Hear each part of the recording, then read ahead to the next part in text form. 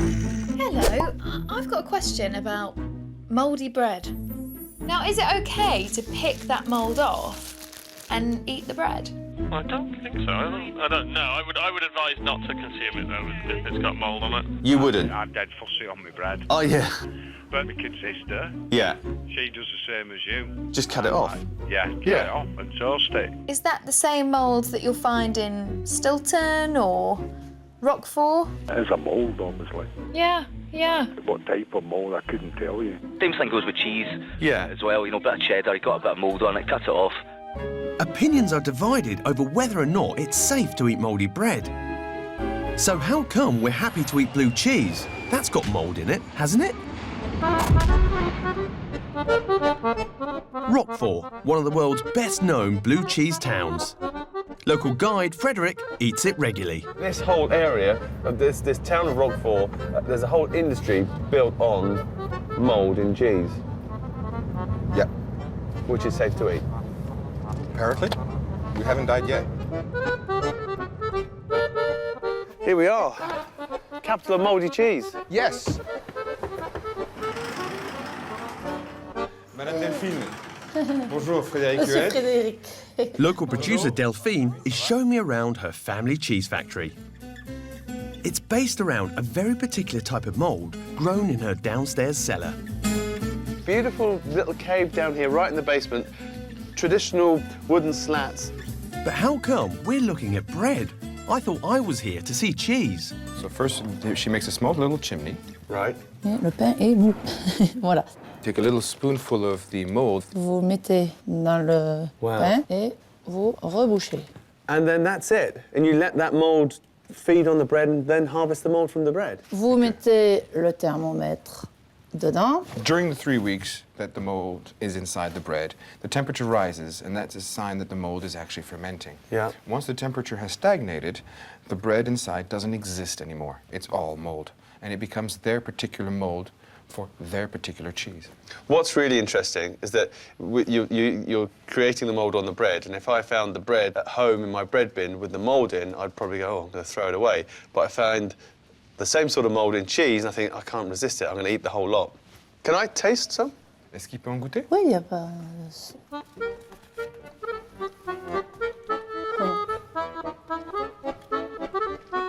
Yeah, I'd much prefer to eat the cheese. Let's get the silly Englishman down in the cave and make him eat mould. So what I would really love to know is how you actually get that mould in the cheese.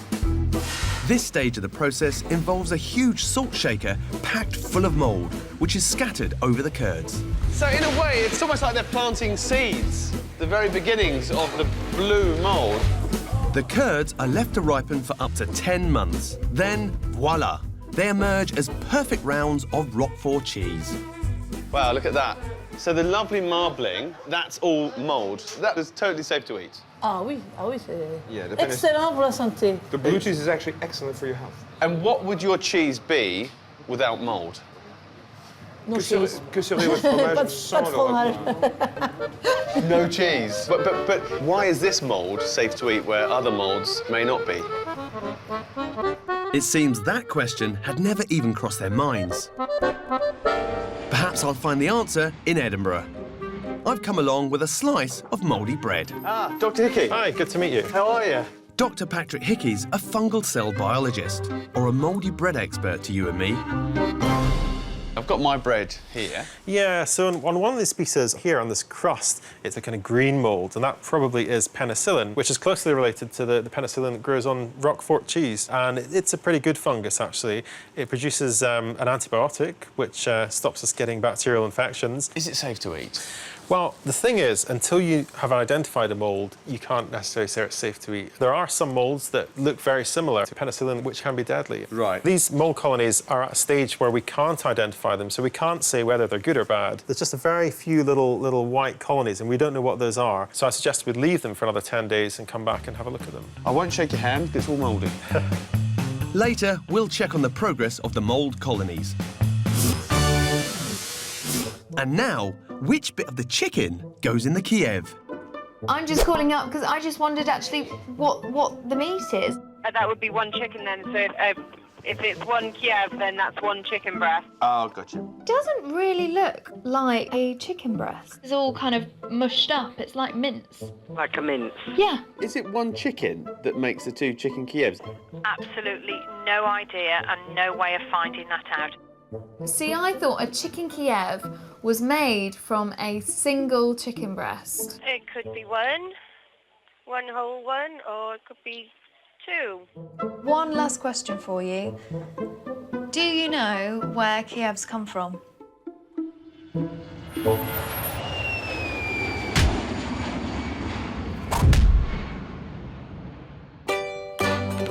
landed in the land of the chicken Kiev, and coincidentally, it turns out to be National Chicken Day. National Chicken Day. I'm not sure what happens on National Chicken Day, but I'm glad we're here for it. Kate's on her way to the Mironivsky meat processing plant, responsible for half the industrially produced chicken in the Ukraine. Hi, my name's Kate. My name is Anastasia. Nice to meet you. Today you're going to show us your chickens. Yes. And more importantly, your chicken Kievs. Yes. We have trousers, jackets.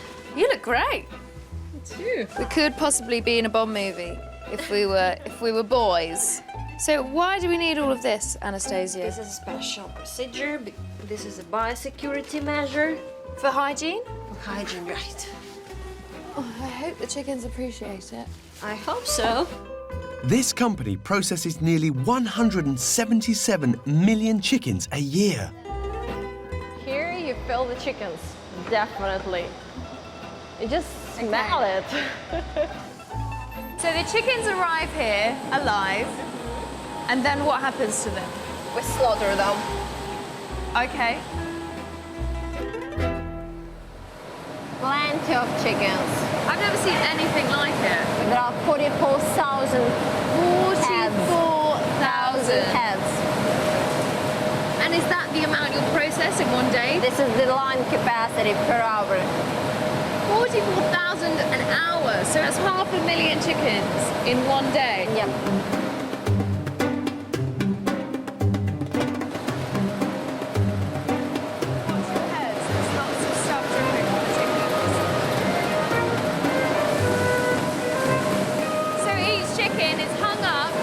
Is this just a means of transporting them? Is this the best way to get them there? Right. Should we follow the line? Yes, we will. Once on the conveyor, each chicken is assigned its own unique ID and is tracked through the factory. I've never ever seen so much meat in my life. And this is the biggest facility not only in Ukraine, in Europe. All right, first of all, I can show you the quality control. Oh, so this is the other side of what we've just seen. Yes. There you've got essentially each chicken, every single chicken is photographed. Yes. And are the rejects automated? Yes. So the computer detects whether or not it's a reject? Yes, I will show you on the line how it works. All right? Brilliant. Only the most perfectly formed birds get sold whole. The rest are sent to various cutting stations based on the condition and size of the chicken. I'm putting my hood up for this. Wings and legs are removed by machine, but the breasts are taken off by hand. We have it on a spike. They take off the skin. One person takes off one side, another person takes off another part of a chicken fillet, and at the end we receive the carcass. What happens to these now? They will go to the different production, really. Where? To the production of sausages, for example, low-cost sausages. Oh, really?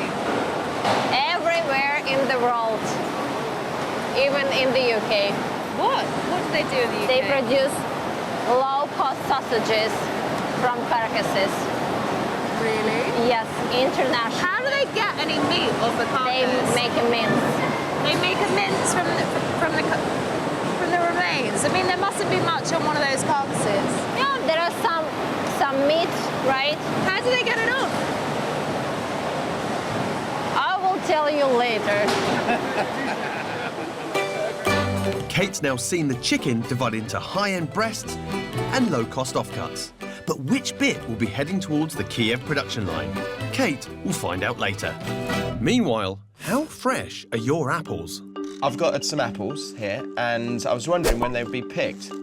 Probably wouldn't have been picked this week because it's Monday, isn't We it? do try and, get them to store from field to store within 24 to 48 hours. I would say it would be a little bit longer than that. Oh, OK. I mean, is there... Not much longer. To try to get some answers, Matt's come to one of the country's biggest apple growers in Kent. The trees are bare, yet this farm is still supplying supermarkets with apples. This is Matt. He's going to show you around the store. Nice to meet you. Thank you very much. How on earth are they able to sell apples that were picked 6 months ago? Matt wants to learn their secrets. There's 4 storage rooms here, each of about 100 tonnes of apples. So they all come in from the fields straight into here? That's correct, yeah. And then they're locked up. So what is this process of storing then? We seal the room up completely, and then inside here, we can then put nitrogen into the store that replaces the oxygen. So presumably that doesn't open? That's locked. But if you stuck your head through it? If you stuck your head through it, you would not live very long. Right, Matter of seconds. We have 21% oxygen. Yeah. The apples, if we reduce the amount of oxygen in there, their respiration reduces. Wow. It's like putting the apples into a state of suspended animation, like a hedgehog hibernating. It's that sort of thing. It's where... Wouldn't last long in there, though, would it? Yeah, no, it wouldn't, no. Together with the low oxygen environment, the addition of smart fresh powder stops the apples from ripening whilst in storage.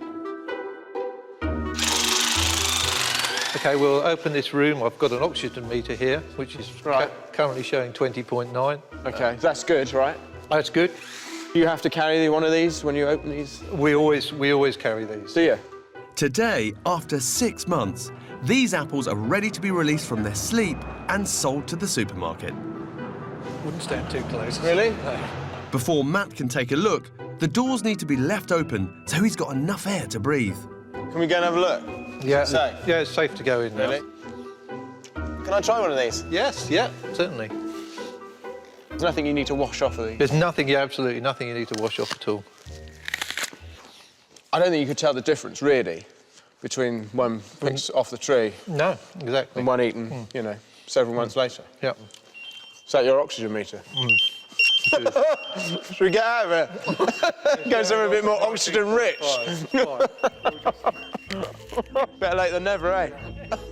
If the apples get bruised after leaving storage, they won't make it onto the shelves, so they need gentle handling, or better still, none at all.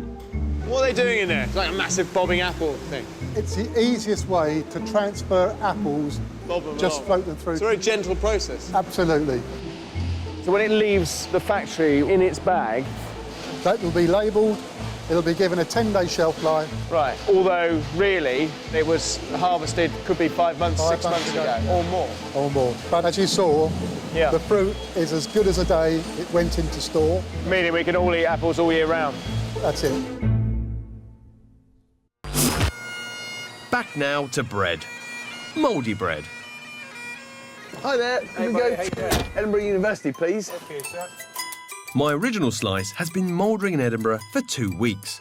It's time to make a return trip and see what's become of it. Do you ever get mouldy bread at home? Yeah, I just cut it off. And then eat it? Toast it. Didn't do my granny any harm, mate. Really? Back in the day, yeah. Just cut the mould off and went with it. So we'll talk to some experts about mould and try and get to the bottom of it, really. Do you know, the expert probably only got the answer from his granny.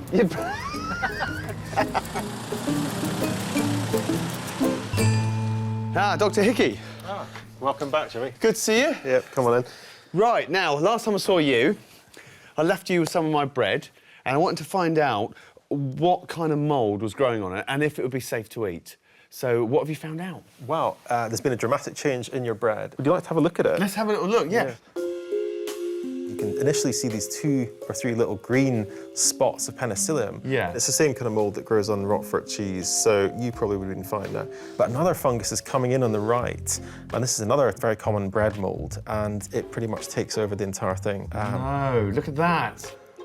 It engulfs everything, including its competition, the penicillium mold. Yeah. So this is over about the course of about 3 days. It's a fungus fight. Exactly. Typically, a loaf of bread will have maybe 10 or more different types of fungus all fighting it out for space. And often you will get a succession. So you might get small spots of mold, and then something that gets in a bit later on will just take over the entire thing, like we're seeing in this movie. Wow, that's incredible. I mean, that looks like something from science fiction, doesn't it? They may look nasty, but the fungus on these slices isn't going to kill you. But hang on before you take a nibble. Those benign bread molds can quickly make way for something much more dangerous. I've got an example here of some bread that's very thoroughly rotten with lots of different types of mold competing on it. Now, you can see the green patches there are our friendly penicillium, but there's some black stuff. Now, that's a fungus called aspergillus, and that's one of the ones that produce these toxins. So if you see any black mold on your bread, black mold's not good. Definitely throw it out, try not to create dust with it. And also that yellow, see there's a sort of yellowy lime green one? Yeah. That is in fact Aspergillus flavus, and that's the one that produces a toxin called aflatoxin. Now aflatoxin is probably the most deadly known toxin known to man.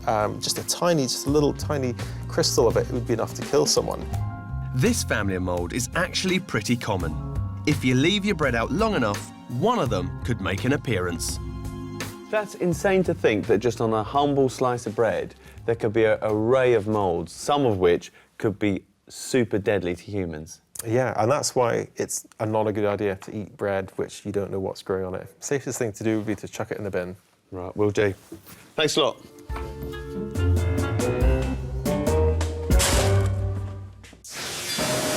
Back now to Kiev's.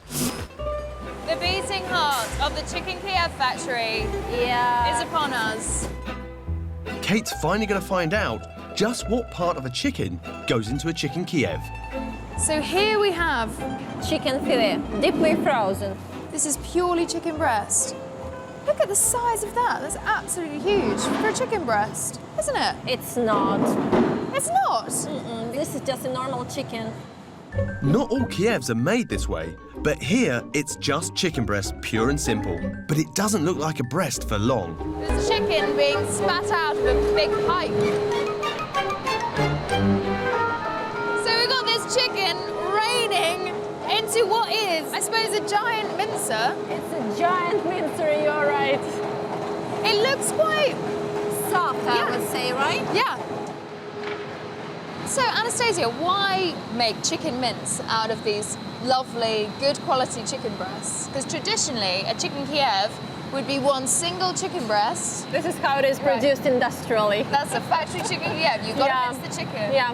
Okay. So it's technology. It's all down to technology. What next? We go to butter production. Before Kate's question gets answered, she's diverted by a rather unusual feature of the production process. There is a butter sausage production over there. Ah. We buy butter, right? Then we slice the butter. Look at her go. She's very strong. Yes, she is. Very strong. And what is she adding there? Dill. Dill. What about the garlic? No, we never add garlic. According to the traditional recipe, there is no garlic in it. So there's no garlic in a chicken Kiev? No. It's bombshell revelations like this that make us realise how little we know about the butter in our Kievs. I just wondered, how do you actually get the butter into the chicken Kiev? And honestly, I wouldn't know. I'd imagine it would be kind of like a turkey baster that's thin enough to poke through. I'd imagine that's how they do it. Do you know, when I do it at home, I just cut a slice into the chicken breast. I should imagine they have machinery that would do exactly the same. I always look for a little hole or something where they poked it in. It's a mystery, isn't it? Hopefully Anastasia and her team will be able to answer all. 1, 2, 3. Come on. Here comes the sausage. Yeah, it comes here. Yeah. That is an awfully long sausage. Today's run of Kiev will require over 300 metres of butter sausage. Once it's formed, it's put straight into the freezer to harden. We take off the seal, right, and then we will cut it. So we've seen the chicken, we've seen the butter, now we've just got to see it put together. Yep. And because the chicken is minced, it can be shaped into patties and the butter easily added. Then the two pieces are squished together, ensuring the butter is locked in with little chance of leaking.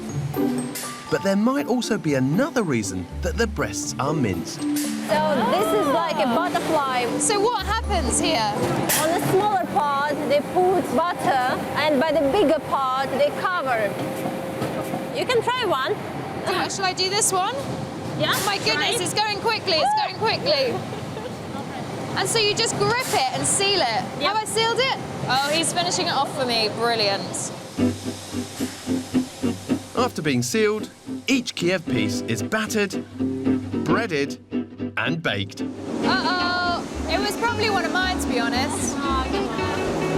Before being boxed and sent to supermarkets across the European Union. If we do not have any leakages here, we put it inside.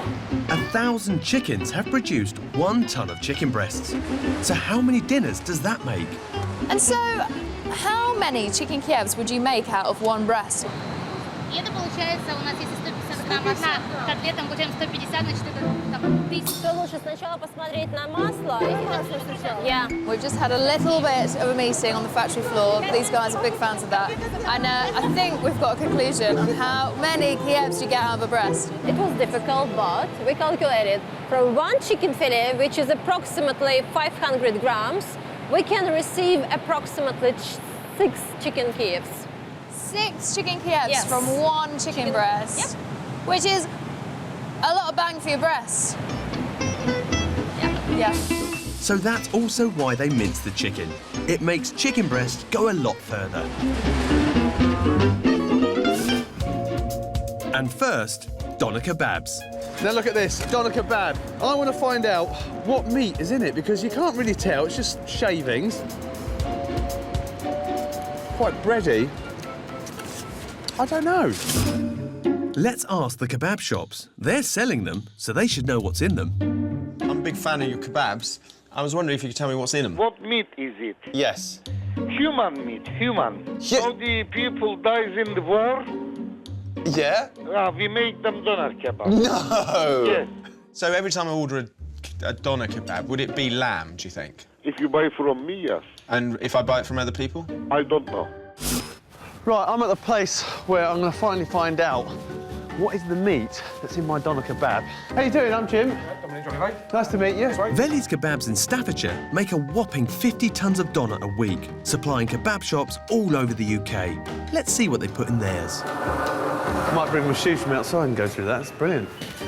So I can see already it says lamb. Yeah, lamb trim. This has come off one of the big 4 supermarkets. They trim the meat up, make it aesthetically pleasing for the customer. Yeah. And the trimmings that you get left over, we get coming in. Well, that's a nice bit of meat there, isn't it? A lot of people think a kebab or doner kebab has all sorts of meats in it. If it's labelled up as doner, which everybody associates with what's on the spit, should be 100% lamb. There are companies out there that are labelling up kebabs and they're containing beef and chicken.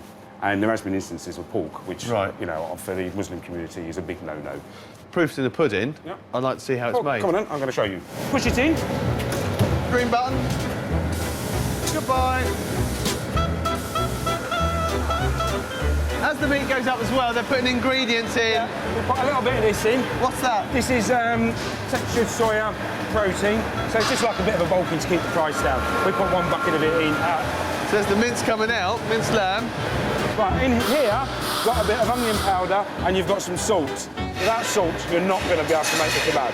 Why? What does the salt do? It takes the salt-soluble protein out of the meat and helps to make the emulsification. Otherwise, when they're cutting the kebab, it's just going to come away in tiny little pieces and you're not going to get them those nice long strips. By the time this machine is finished with it, this kebab mix has got in it 85% lamb, 5% Volker, 5% rusk, and 5% seasoning and salt. Bloke's the king of kebabs, right? If I get it wrong, you're not going to hit me, are you? No. Right. I'll show you the right way. Yeah, put in the middle, please. That's all right. Yeah. Just let it release. And you got to press it. You know, and just spin it as well? Yeah, you can spin it yourself when you do. Lamb skin? Yeah, from the breast. I had no idea. Basically, hold the kebab. This binds the kebab together. Then after we'll be here. Yeah, and then we'll eat that. Got extra chili sauce? No problem, with the salad. Yeah. So Veli's Donners only use lamb. But can the same be said for all kebabs on the high street? Time for a forensic spot check. Right, they say it's all lamb. We're going to send 9 doner kebabs that claim to be lamb to a DNA testing lab to establish exactly what's in our doners. What kind of species do you look for, by the way? Beef, pork, lamb, chicken, donkey, goat and horse. We'll find out later on. Next, the oyster, a taste of luxury, but often blamed for a dodgy tummy. Do they really deserve this reputation? I'm bringing up a question about oysters. A question about oysters? Yeah, what's the safest way to eat them? Oh, I don't know. So a lot of people say they get sick from eating an oyster. They've had a bad one. I mean, is there any truth in that?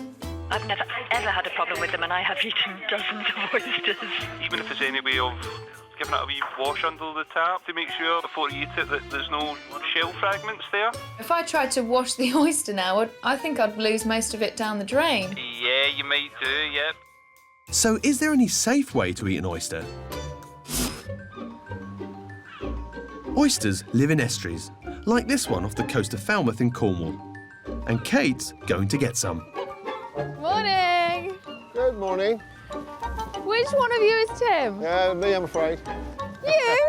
Hello. How you doing? Pleased to meet you. So, we're here to go and dredge some oysters, yeah? Hopefully, yes. This salty dog has been oyster fishing for over 25 years and knows this stretch of the Cornish coast like the back of his hand. We'll bring you back some oysters. Tim knows exactly where to find the wild native oysters. Gosh, it's rough, isn't it? Ah, what is this? Tim, You're safe, don't worry. I'm just looking at Lana's face and she looks like she's about to fall in.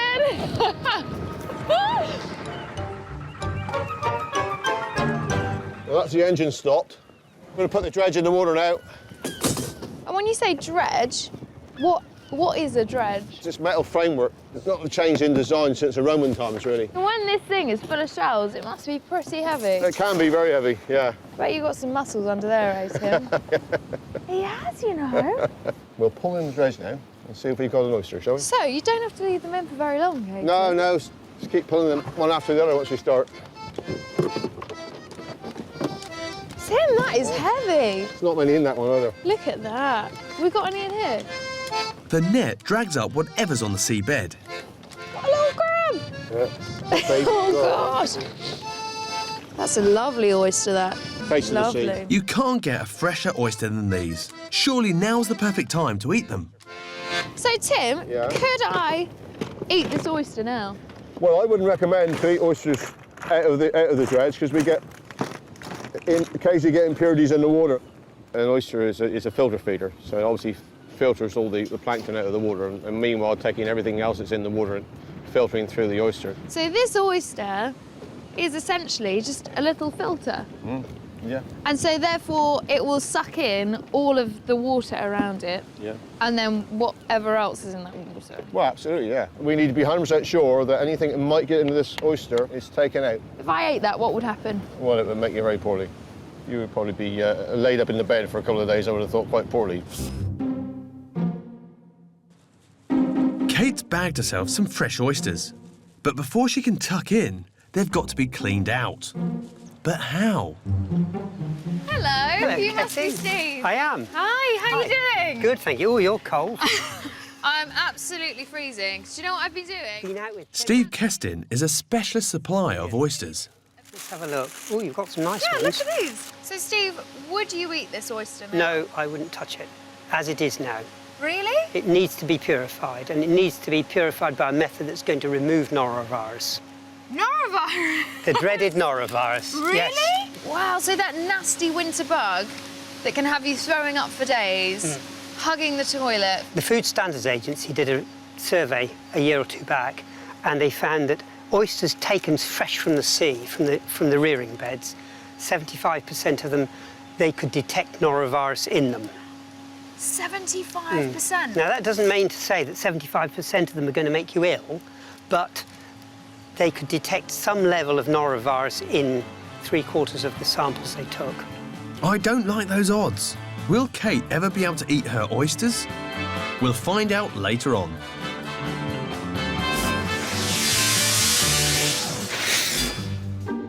Gin was once regarded as a granny's drink, and vodka was a trendy tipple.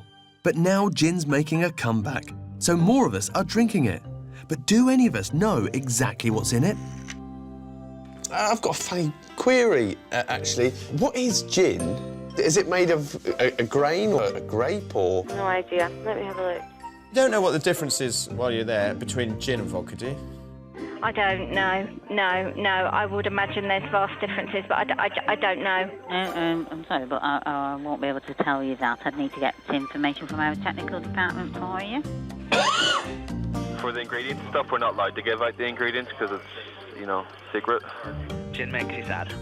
Gin makes you sad? Yeah, gin definitely makes you sad. Everybody's different when they drink. After I drink red wine, I get really lovely.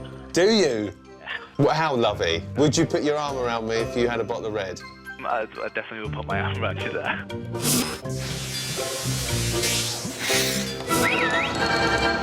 London is considered the home of gin, so where better place to start? Hello, fella. Can you take me to the Smith's Gin Distillery? Please, thanks. So I'm having a little day out today, right? I'm going to go to this distillery and see how they make gin. Do you like gin? No. Oh. I'm not really a gin lover. What do you prefer? Vodka. Behind this unassuming door is the first new gin distillery in London for 200 years. Hello. Hey, are you Sam? Get into the wall. Hello, Sam.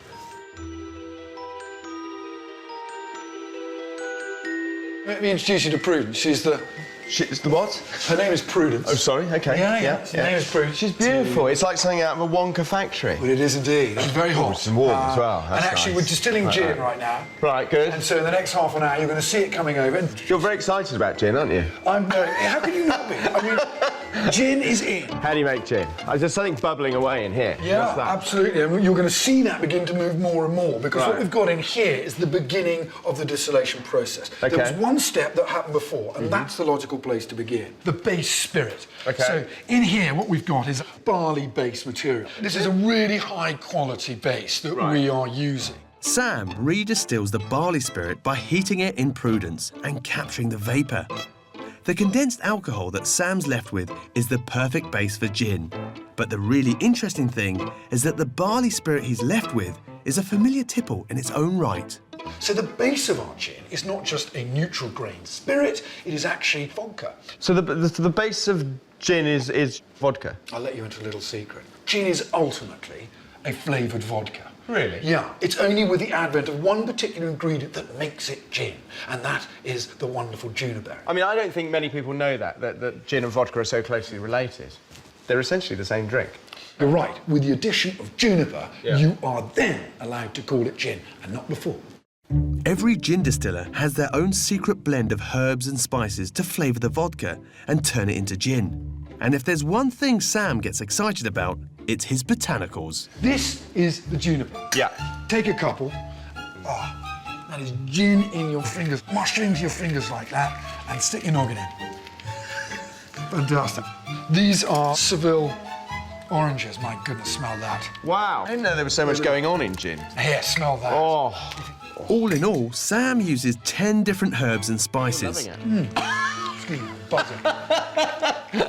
Array of what's that? Now, What's going come on? Follow me. Right.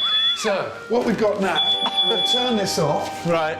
This is just telling us that the spirit is on its way over. And all of this spirit is now converting itself into a vapour, passing up through this helmet here. Right. This is what's called a swan's neck. So you've got hot vapour travelling up with the congeners of these botanicals straight over this overhead pipe and down into this condenser. And if you were listening in your physics class, you would have noted that hot vapour hitting a condenser contracts, condenses, falls with gravity into here and out into this spirit safe. We're about to start seeing the beginning of our gin. It's gin o'clock, or should we call it juniper-flavoured vodka o'clock? Doesn't quite have the same ring. Oh, it's gorgeous. That is so smooth. But all the way around it, that juniper is really singing to me. Yeah. And it's saying, yes, I'm a gin, and it's fantastic. Back to kebabs. We're peering into our pitters and asking, what's in a doner kebab? We've bought 9 lamb doners and put them under the microscope to establish if they are what the kebab shops say they are. Right, here we are at CSI Kebab. Now, these guys should have the results of my DNA test. Oh, hello, Paul. Hello. I'm Jimmy. It's forensic scientist Paul Hancock's job to examine the contents of our food. Nothing gets past this guy. Right, out of the 9 samples... Yeah, 9 samples. We've got 1 sample which contains lamb only. Out of the 9? Out of the 9. There's only 1 doner kebab that is actually doing the real things, the real deal. Exactly. Just 1? Just 1. What are the other animals in them? Most of them contain chicken. OK. We've also got a couple which contain beef. What else have we got? Fortunately, we found no goat, no donkey and no horse in any of the products. If I gave you 900 doner kebabs, who knows the kind of results we'd have found? Yeah, I would expect to see probably around a 60% failure rate. That would probably be typical. So all over the country, we're tucking into meat that we might not want to eat. So how can they sell a lamb kebab that's not just lamb? Next stop, trading standards. Do you eat doner kebabs? No. What kind of meat do you think should be in a doner kebab? Lamb. Yes, that's exactly why I'm here. I've come to see Peter Aston at West Sussex County Council to ask what is the legal definition of a doner. If I'm buying a doner kebab, what should the meat be? If it's just called doner kebab, then it should be wholly made of lamb. So why? And that's basically the guidance. You know, that is the guidance that we've got from the FSA, the industry, and trading standards sort of professionals. It's a matter for other councils to interpret that guidance. But you know, in West Sussex, we're clear that a doner kebab should be wholly made of lamb. If I opened a shop here, I'm selling a kebab. It says doner.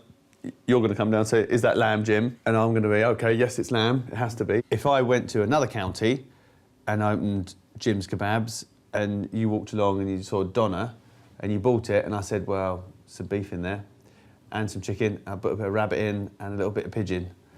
That would be unacceptable. That would be unacceptable to you. But I'm in another county that doesn't put the interpretation you do, and I can get away with it. Yes, that's unfortunate. It's a bit of a minefield, isn't it? It is a minefield. It's a doner kebab minefield. And I've walked into it and I haven't got a map.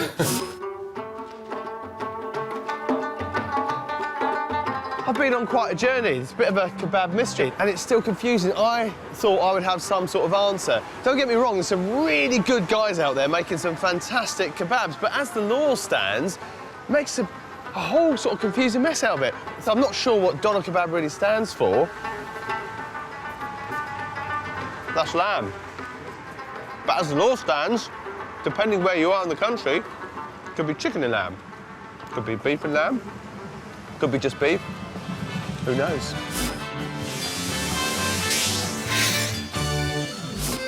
Back now to oysters. Kate's caught some in Cornwall. That's a lovely oyster, that. But she's now not sure if she should eat them. Norovirus! The dreaded norovirus. Really? Yes. But Steve thinks he's got the remedy. So this is their purification tank. The water's circulating, it's being aerated at the far end, it's passing through this mass of oysters and then pumped back round again via a UV light to kill anything that's in the water. By enabling the oysters to self-clean in these seawater tanks, Steve can significantly reduce the risk of them carrying the norovirus. Unfortunately, testing oysters is notoriously difficult, so no one can ever be 100% sure their oysters will be virus-free. How long do my oysters have to go into that tank for to be purified? The Food Standards Agency require me to purify them for a minimum of 42 hours. Really? Yes. Wow. All this kit around us here is because of sewage contamination. Until we stop dumping sewage into the seas, we've got to purify them. So ultimately, Steve, it's down to us and our number twos. Without that, the seas would be pristine and these little guys would be living in the oceans, very happy, and you could walk along the beach, pick them up and eat them. Our sewage is treated before it's pumped into the sea, So either it's not being treated effectively, or the norovirus is craftier than we think. Kate's going to the government agency Public Health England to find out more about the norovirus. I'm here to see Dr. Adak. Bob Adak is an authority on viruses that lurk in our food. Ah, Dr. Adak. Hi, Kate. Hello. I'm good. I've been on a little journey about oysters. Lots of oysters, up to even about 75% of them can contain norovirus. Depends on what time of the year you look and where you look. I wouldn't say all oysters would have that, but yeah, we know that there's norovirus in oysters. We know there are outbreaks. We always have outbreaks after Valentine's Day. Happens every year. Really? You go out, you have a nice meal, you have oysters, they're an aphrodisiac. 2 days later, you're vomiting all over the place. I mean, somebody said it's the Ferrari of viruses. It certainly is very efficient. What happens is, not very pleasant, but when people get norovirus infection, they suddenly become sick. They vomit, and they vomit quite violently. And although you clean up the vomit off the floor, off the table, what you don't realise is that there's a fine mist of vomit in the air. And after you've cleaned the vomit up, this vomit settles onto the desks, land on anything. It can land on your cat, it can land on the cushion, on your TV set. Now, So if I entered a room, though, where somebody with norovirus had vomited, I don't know, a couple of hours previously, I could very, very easily contract you could very easily pick it up without knowing. During their chat, Dr. Adak has been conducting an experiment with some UV dust to demonstrate that eating a contaminated oyster can not only make you sick as a dog, but potentially everyone you come in contact with. Now, what we've tried to do is replicate how norovirus spreads. I had it on my hands. When we shook hands, I spread it to you. And now, if you'd looked in the mirror, you'd see you've got marks all over your face. That's how the virus spreads. Look at the state of me. Exactly. I'm covered in it. Not only is it highly contagious, it's difficult to test for, and it's baffling scientists by mutating all the time. So, is eating an oyster like playing Russian roulette? Kate's going to ask a man who sells 40,000 of them a week, is it worth the risk? Lovely to meet you. Nice to meet you, Kate. So I've heard some great things about you. Good. You are the Oyster King of London, this I hear. That's very kind of you to say so. If you're going to ask me whether oysters are safe, I'm going to say yes, of course they're safe. We sell a lot. We sell a lot in our restaurants, and it is very, very, very rarely that we get a complaint with an alleged food poisoning. Like all oysters on sale in Britain, robins have been filtered to the FSA stipulated period. But according to the government agency, there is still a small chance that the norovirus is present. But Kate's prepared to take the gamble.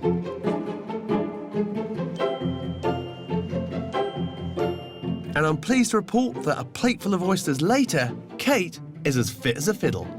It's absolutely delicious. You knock one of those back and you just get that. You get a whoosh. I just wondered, what actually is scampi? In perfect honesty, I don't know. I would need to find out for you. What is it? Yes. Some sort of fish. I mean, I'm not sure myself. I just want to know what's actually in there. It's all different sort of fish, like what sort of. Oh God, It's actually a fish called scampi. I'm sure it is, yeah. So what on earth is scampi? To try and find some of this seafood in its natural habitat, I've come to the North Shields fishing fleet at dawn. Just left North Shields. These boys don't hang around. We're off. We're going fishing.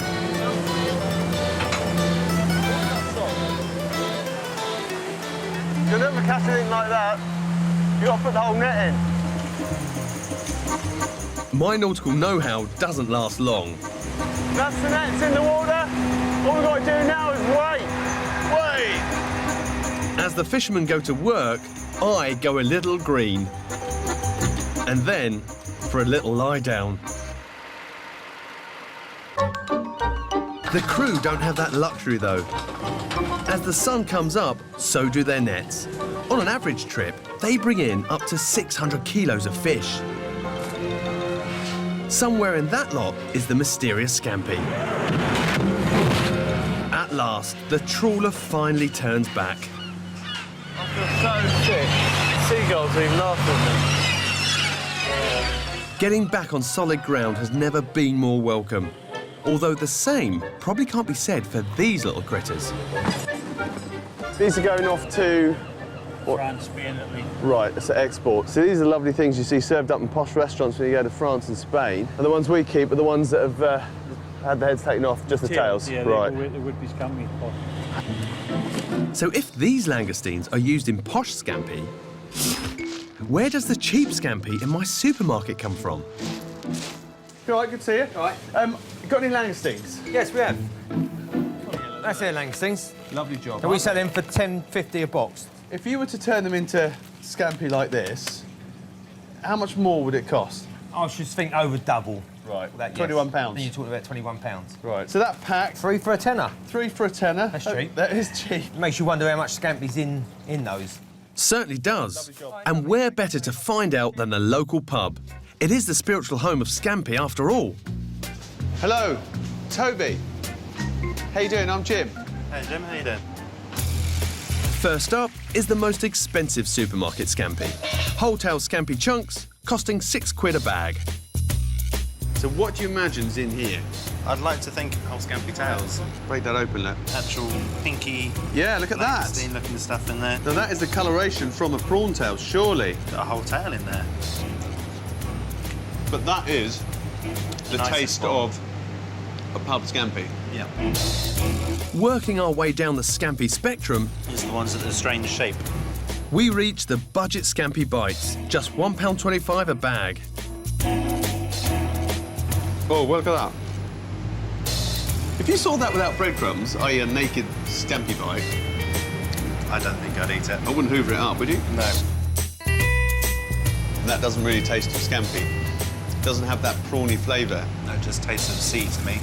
There is a big difference between scampi and scampi bites, isn't there? Yes. There's still a lot of mystery surrounding the scampi. No. Scampi bites are 4 times cheaper than regular scampi. I need to do some detective work to find out exactly what's in the cheaper products. It can't be langoustine at that price.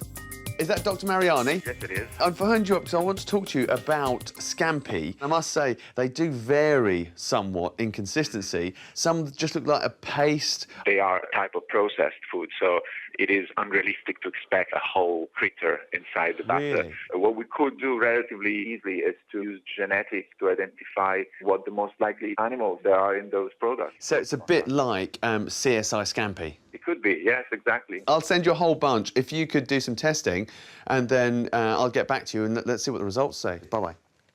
Later, the results of the DNA test to discover what's in my cheap scampi.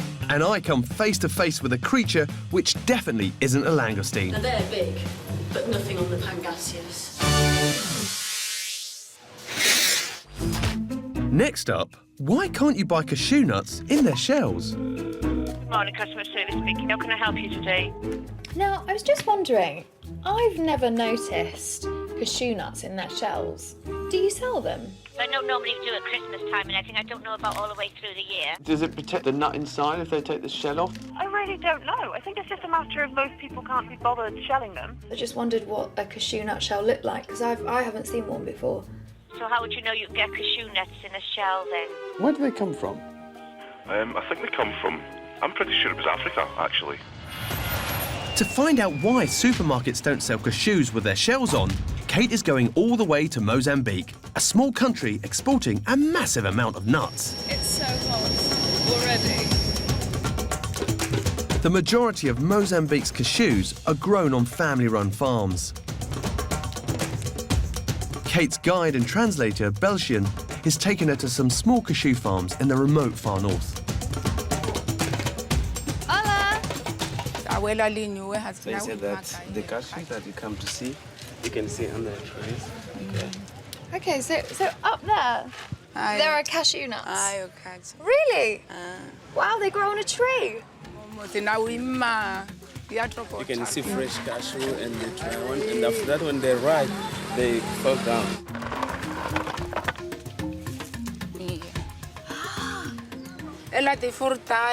This is the fruit. Okay, Yeah. so I can eat this, yeah? Okay.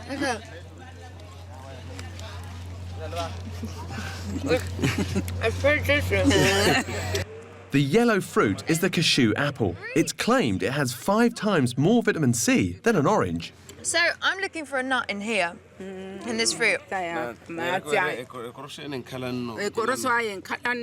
nut inside of this. This is the shell. Can I get it out? The oil is a poison. Yeah, so Inside it of can it? injure. Yeah. So really dangerous. Down there.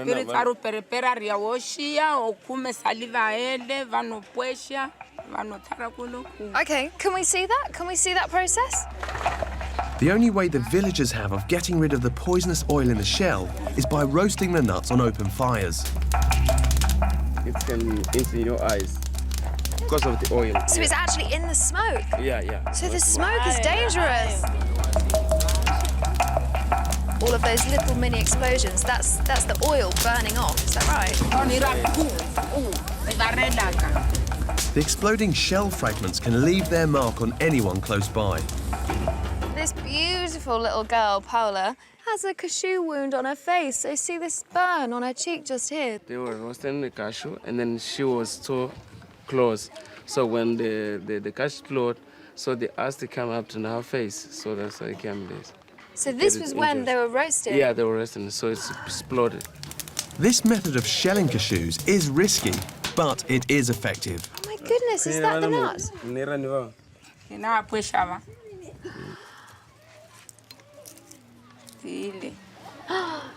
And there we have it. Oh, it's still warm. It's still hot, isn't it? Can I eat this? So now it's safe, you can eat without a problem. Totally safe. Yeah. Mozambique is currently Africa's biggest cashew producer, with annual exports of over 120,000 tonnes. So how do the large processing factories shell all these dangerous nuts on an industrial scale? We'll find out later and discover how the dangerous oil has some redeeming qualities. Meanwhile, why do some sorts cost more than others? Matt's trying to find out. Good morning. I was in the store the other day and I picked up some table salt, and I was wondering if there's any difference at all between table salt and sea salt. I'm assuming the sea salt, maybe it's unprocessed. Is it natural? I mean, do you think they actually taste any different? That I don't know. Presumably they do more to sea salt to make it expensive. Probably, well, the way things go, isn't it? If you do less to a product, it's more expensive. Some sea salts can in fact be 20 times more expensive than table salt. To find out what they're charging for, Matt's travelling to Anglesey in North Wales. This coastal town is home to Helen Lawal sea salt. Here to show Matt how they make their salt is boss David Lee Wilson. Matt, nice to meet you. Nice to meet you. This is our intake pipe. So it gets pumped up here. Yep, so the time is and right. We're going to pump it up to our tanks, and then we're going to evaporate. So this is the heart of the salt making. So this is just the seawater? That's all it is seawater with some of the water taken out of it. So am I right in thinking there's a very marked difference between sea salt and table salt? Yes, there's a difference in taste, there's a difference in texture, there's a difference in the food environment, the factories they're made in. David aims to create especially large flakes, which he claims creates more flavour than regular table salt. They're two different products? I would say they are, yes. Both products have got sodium chloride in, but they are as far removed as you can imagine. Sodium chloride is just another name for salt. So if they're all made from the same thing, what makes sea salt different from any other salt? Matt is on his way to Liverpool University to meet Professor Peter Myers to find out. Hello, Matt. How are you? Nice to meet you. I went to a sea salt factory. I really want to have a look at see what goes into it, sort of chemically. Lab technician George is analysing the difference between sea salt and table salt. There's your sodium from your sodium chloride. Okay, so in terms of sodium levels, they're all quite similar. Yeah. George's tests show that sea salts have 98% sodium chloride, which is slightly less than table salt at 99.9%. What the sea salts do have are minerals like magnesium, calcium and zinc, but they're in microscopic quantities. So we have 99.99% of sodium And George is finding these very small amounts of calcium, magnesium, barium and strontium in there. In terms of minerals, the sea salt, it holds many more minerals. Holds more minerals, but at still small quantities. At small quantities, I give you as a chef, and from a consumer's point of view, it's about taste and what you're getting in terms for the price difference as well. So, if all salts are at least 98% sodium chloride, do they all taste the same when ground down? Matt's arranged a blind taste test to find out. He's got 25 catering students who have absolutely no idea which salt they're tasting. In reality, grinder A is table salt, grinder B is rock salt, and grinder C is the pricier sea salt. So which one do they think tastes the most expensive? For the most expensive, I would reckon B. C. Yeah. Okay. Well, they all taste the same, to be honest with you. This is only a small sample of people, but their taste buds are well tuned, yet less than half of them could tell the difference between all these salts. 5 of you preferred the table salt, 9 of you preferred the rock salt, and 10 of you, it was very close, preferred the sea salt. You know, a kilo of the fine salt is nearly 20 times as more. I mean, is it worth it? You don't think... I'm a girl, I'd rather spend the money on shoes. Totally. Back now to Scampi. I'm DNA testing 9 supermarket Scampi products. While I wait for the results, I'm off to Whitby Seafoods in North Yorkshire. They're the UK's biggest producer of Scampi and Scampi Bites. Hello there. You, Jimmy? Yes, I am. Nice to see you. So these are whole tails coming in here now. Yeah, this is shell on tail. Serve these in a restaurant. They're expensive. Yeah. How do you make it affordable for the everyday punter? So we shell these by machine rather than by hand. So introducing a little bit of automation into the process makes them more affordable. Look at them, they're all coming out like soldiers. Yeah. And it's military precision that turns whole-tail langoustine into breaded Scampi. This factory produces 86 tonnes a week. And it's this process that is key to bringing down the cost. So each bag of whole-tail product sells for about £2.70. This is it. This is whole-tail Scampi. Of this piece, 50% is breadcrumbs. Right. You take the breadcrumbs off, you've got 90% Scampi, 10% water and brine. Right. But these guys make another product which is much cheaper, as little as £1 a bag. What I'm showing you now is Scampi Bites, which is a mix of Scampi with white fish. You've got whole-tail Scampi, right, and you're going to mix that with what? I'm going to mix that with some flaked premium white fish. So there's Scampi, and then the cheaper Scampi Bites. Whitby Seafood say the white fish they add is either hake or cod from classified sustainable sources. But do all Scampi producers use the same? Earlier, I had 9 supermarket Scampi products DNA tested to find out if there's anything unusual lurking in our Scampi. Hello, Dr. Mariani. What have you found out? What is in my Scampi? The main take-home message, I have to say, is that there is a lot of Scampi in your Scampi. Okay. By and large, most of these companies actually are using the animal that they say they're using. So that's what you kind of expect? Well, it all sounds good up to now. Then comes a bit of a surprise. There is one exotic animal with 2 different samples that contained Pangasius. Pangasius? Yeah, this is a large catfish, which is not even a marine fish properly, because it spends most of its life in rivers and in estuaries. And am I likely to go and see this in our rivers or our streams? Where would I find it? So far, I don't think so. It's farmed in Vietnam and Thailand. So it's a Southeast Asian freshwater catfish? Yeah. Great. Well, listen, thank you very much indeed. I need to check out this catfish. Take care. Enjoy the Scampi. Luckily, I don't need to travel halfway around the world to see this Southeast Asian fish. I can just go to the local aquarium. The trouble is, I have no idea what I'm really looking for. So Pangasius are big? Oh, yes. They're monsters. Oh, right. So it'll be in this tank here? Yes, it's that guy right there, coming straight towards us. That thing there? See, that has been identified as being in your Scampi. Pardon? And not just any old Scampi. That thing has been found in 2 of the cheap Scampi products I bought from the supermarkets. They're quite soft, daft animals. We feed them mostly vegetable, carrot, parsnip, apples, bananas, in huge quantities. But they look weird. Pangasus is possibly a viable alternative to help with sustainable fishing as long as they're being farmed properly. Do you think most people never dream that a fish all the way from Southeast Asia ends up in a pub favourite? I certainly never dreamt until you told me.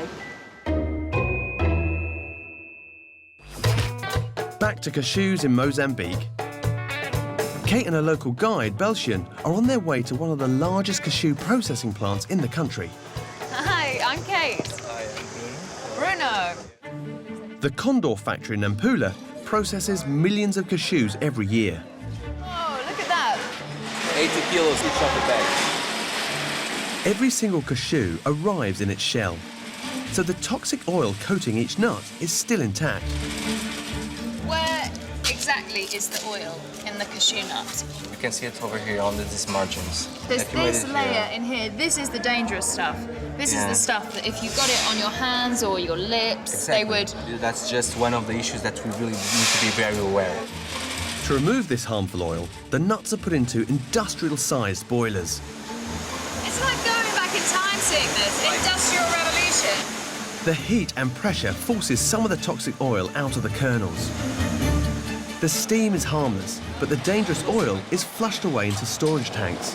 Would it be safe for me to break into this nut right now? Has the oil run out of the nut? Some of the oil still remains in the nut. No, don't Should I do that? Don't do it. Okay, okay.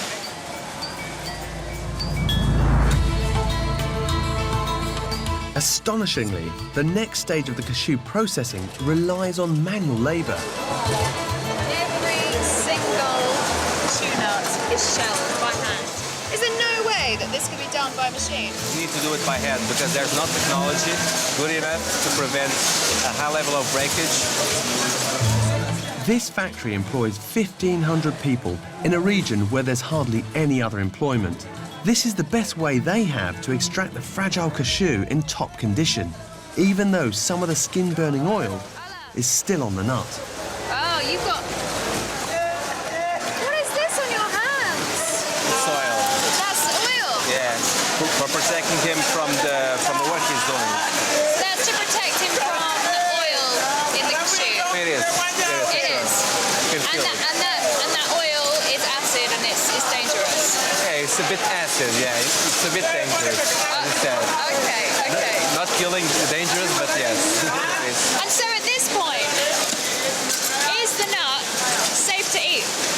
No, it is, of course. I don't know. I can eat it now. I never ate it with its peel on, but... You should try one. Okay. If you are willing to... Is it good? It tastes quite acidic. Acids? Yeah. It's the peel, I think. It's just the peel? Yeah. Phew. Recently, other cashew processing countries have started to carefully cultivate this oil and see it as a valuable byproduct. I've looked a bit more into this. It turns out that it's something called anacardic acid, which can be extracted from the oil. And it's claimed this stuff has serious antibiotic properties. Superbug expert Professor Mike Fielder explains more. It does appear to have some effect against some strains of Staph aureus and certainly some strains of MRSA. So if I wanted to get my hands on some of this acid, how much would it cost me? Well, that's a complicated question and quite a lot. When you're extracting that and getting it in a pure form, then some of the procedures you need to use are very, very complicated. So it costs about £12,000 a gram. So £12,000 a gram? Yes. So this cashew nut here, this weighs what, about a gram, and it costs about a penny? So the acid from the used shells is 1,000,000 times more expensive? Yep. That's insane. Is it exciting news that there's this acid from the old shells of cashews that could potentially be of great use, especially to the medical industry? It's exciting for the fact that we've got a natural product out there, that if we can use something from the natural world, modify it and develop it and improve it, then hopefully we can start to get back in front of these organisms again rather than them being in front of us. Hello, I bought some beef stock cubes from your store. Yeah. What's actually in a stock cube? Right. Are the ingredients on the box? Would it be like one whole cow that is then turned into the powder? You're asking a very difficult question. I wouldn't be able to say that information. Is it real meat? Actually, they're made using beef extract, so they do contain beef, yeah. It's really intense flavouring. I wonder if I could manage taking a bite out of a stock cube. What is the extract? It comes from Brazilian cows, but it doesn't really break down what sort of percentage of the cow is used and what part of the cow. Brazilian cows? That sounds like a trip to South America.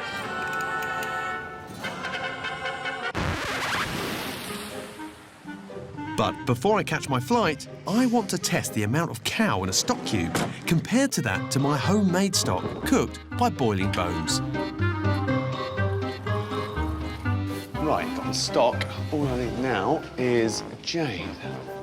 Flavour scientist Dr. Jane Parker from the University of Reading knows a test that can help. Nice to meet you. I've made 2 types of stock here. Yep. One is a homemade stock. Then I made another stock using stock cubes. Which one do you think contains more beefiness? Well, I reckon if we look at the protein content, we'll get an idea, a rough idea, of how much beef's in there. Let's get a bit sort of CSI stock cube then, shall we? Dr. Jane's conducting her test using a special dye that will turn blue when it detects beef protein. So if we add 100 microlitres of your stock, shoot that in there. It's going a bit blue.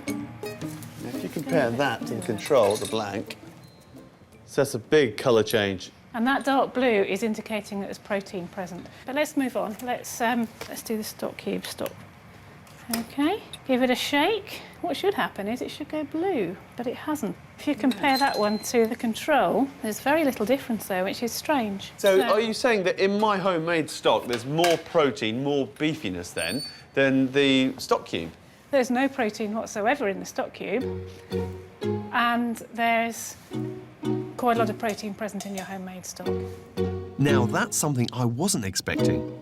Does this mean there's no actual cow in my stock cubes? And if so, what's this mysterious beef extract actually made of? To find out, sunny Brazil, here I come. Sao Paulo, to be precise. With exports of over 9 million tonnes a year, Brazil is not only the world's #1 beef-producing country, it also exports huge amounts of beef extract for stock cubes. My guide and translator is local journalist Caio. It seems to me that you Brazilians eat a lot of beef compared to us Brits. How often do you eat beef then? Oh, I do. I'll probably do it 3 times or 4 times a week. 3 or 4 times a week? The average Brazilian would take it every day. Every day? Sometimes twice a day. Caio's taken me to JBS Processing. They have factories all over the world and are responsible for 1/4 of the beef eaten on the planet. So lots of beef, but is there any of it in our stock cubes? This is where they make the beef extract? Exactly. Big, isn't it? It's massive. It's colossal. Hi, I'm Jim. Hi, Jim. I'm Leonel Ramirez from JBS Brazil. Lovely to meet you. Okay. I'd like to start at the beginning. Okay. So, can we go see the animals? Okay, let's go. So, tell me, how many animals would you slaughter here a day? We are slaughtering 900 heads per day. That's nuts. Just to think, 900 animals pass up through this race a day. And the next time we see those guys, there'll be beef. There'll be beef.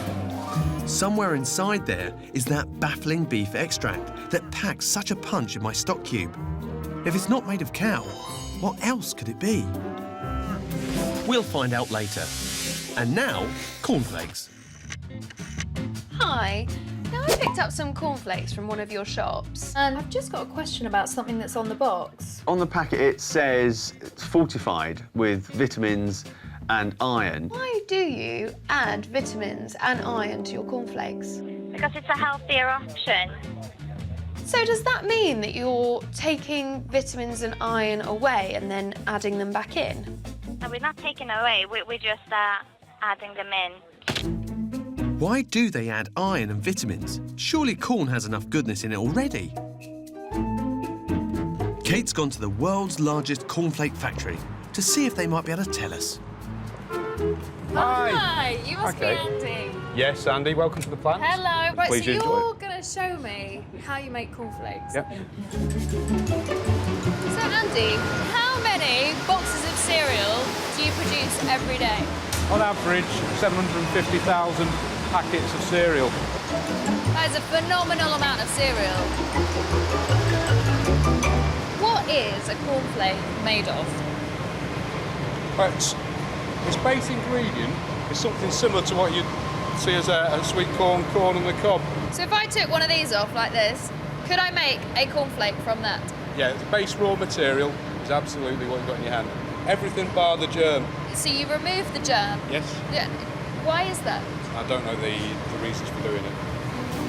It turns out the wheat germ, the most nutritious part of the kernel, is removed because the oils they contain would make the flakes go rancid in the box. The outer husk is also removed, leaving just corn grits. So what happens first? Well, what you see in front of you there is a large pressure cooker. It's where we cook the corn grits for approximately 2 hours. Essentially at that point we add some of the vitamins to fortify the cornflake. That's a word I suppose I see on lots of cereal packets, fortified with vitamins or fortified with iron. What does that mean? Because we've taken out the germ, where a lot of the nutrients are within the corn grit, we can add that back into the corn through our process. I guess it's no different to where people take a dietary supplement, so vitamin C or D. So you've fortified it with vitamins and there's some other special ingredients in there? That's part of the secret ingredients. I would tell you if I knew what they were. Okay. It's that secret, they don't even tell me. The grits are then dried, rolled into flakes and toasted. Do you put iron in at this stage as well? That's the dietary iron that's added in the corn cookers, yeah. And that's the mix that goes in with the vitamins and everything else? Yep. I know iron is essential for a healthy body. It's the thing that carries oxygen through our bloodstream. But what exactly is it? And what does it look like? Andy, is it possible to? You know, we saw the iron. Could we get a little shot of the iron? Of what, sorry? Could we look at, you know, we saw the iron that was going in. Can we see that? No, I don't think we'll film the iron. I can take you through the corn process, but that's pretty much all I can do. I just wanted to have a look at it. My concern would be that a consumer would look at that and say, I didn't know that's what it looked like. Oh, right, yeah. Fair enough. Unfortunately, we're not going to see the iron they put in our cornflakes here. Thank you so much for showing me how you make cornflakes. Pleasure. And I think now I might just head off and find out a little bit more about the vitamins and different things that you put in there from a nutritionist. See you later. Bye. We've said goodbye to Andy, but we'll be catching up with Kate later. But first, Matt's in a muddle. It doesn't come in chunks, but simply in slices, on burgers, in sandwiches, or even straight out of the fridge. It's just cheese, right? It's just cheese that's been sliced and packaged. Well, yeah, it's just the normal cheese, you know, them American cheese sliced on burgers, but it's actual cheese as opposed to processed. Really? So it's just kind of like cheese for lazy people? Probably processed, maybe a bit more, I don't know, I'm not sure. It doesn't look or even feel like the real thing. So how much cheese is there in processed cheese? Hello, mate. Hello, sir. How are you? Very good indeed. Good. Listen, I got a little question for you. I want to find out the difference between a cheese slice and a block of cheddar. What do you use? Cheese slices. OK, can I come and have a look? Yeah, please do. Come round. It's all right, it's nice and warm in here. Right, so I got a block of cheddar here. Yep. Can I stick it on a burger? Yes, sir. And then we'll stick some of your cheese on there. So how long will it take to melt this? 1 minute. So what's happening here? This one looks like it's melting already. Yeah, cheese slices is melting quicker and evenly. Yeah. But as you can see, the cheddar is still like rock hard. This stuff is really weird. It doesn't even behave like cheese. So just how cheesy is it? Matt's gone to the Reese Heath Food Research Centre in Cheshire to find out. Hello, I'm Marion. Pleased nice to meet you. Oh, there's a festival, you might have to wear a beard. Oh, you're kidding me, really? That's not coming off. We don't want it in our processed cheese. No, do we? let's not do that. A new experience for you, Matt. We first of all we'll start with our major raw ingredient, which is water. 56% of this cheese is water. The next big ingredient is vegetable oil. Marion's making 10 kilos of the stuff, which requires 2 litres of vegetable oil. Right, so what's the next ingredient? Got some sodium casein, potato starch, emulsifying salt, Well, there's loads of ingredients going in. whey powder, But where's the cheese? beta-carotene, salt. That could be it. But there's not much of it. Let's start mixing it. So now we've got cheese. We've got... No, we haven't got cheese. No, we haven't. Regardless of the amount of cheese, once vegetable oil has been added, it can't legally be called cheese. Right, I think it's just about set off now. It's got those beautiful qualities that I look for in a slice. But are you going to taste it? Is it cheese? I don't know, I can't taste any cheese in there. Time now for the killer question. So what percentage of cheese is actually going into our processed cheese? We've got 10% cheese in our... Really? Yes, Is in that our all? processed cheese. That's all, but that's enough to give it cheese flavour. Is that a bare minimum? You can actually make the cheese, not calling it cheese, the slice, the slice without any cheese at all. Really? If you want to check how much cheese is in your slice, if any, the only way to tell is to look on the packet. I'm feeling baffled about beef. Well, what I'm saying from this analysis is that there's no protein whatsoever in the stock cube. If there's no trace of cow in a stock cube, then what else can it be made of? I've come to Brazil on the trail of beef extract, the mysterious ingredient that can give stock cubes their flavour. This room here looks like a cross between a medieval hospital and some manufacturing plant. It's insane. There's knives, there's bits of meat going everywhere.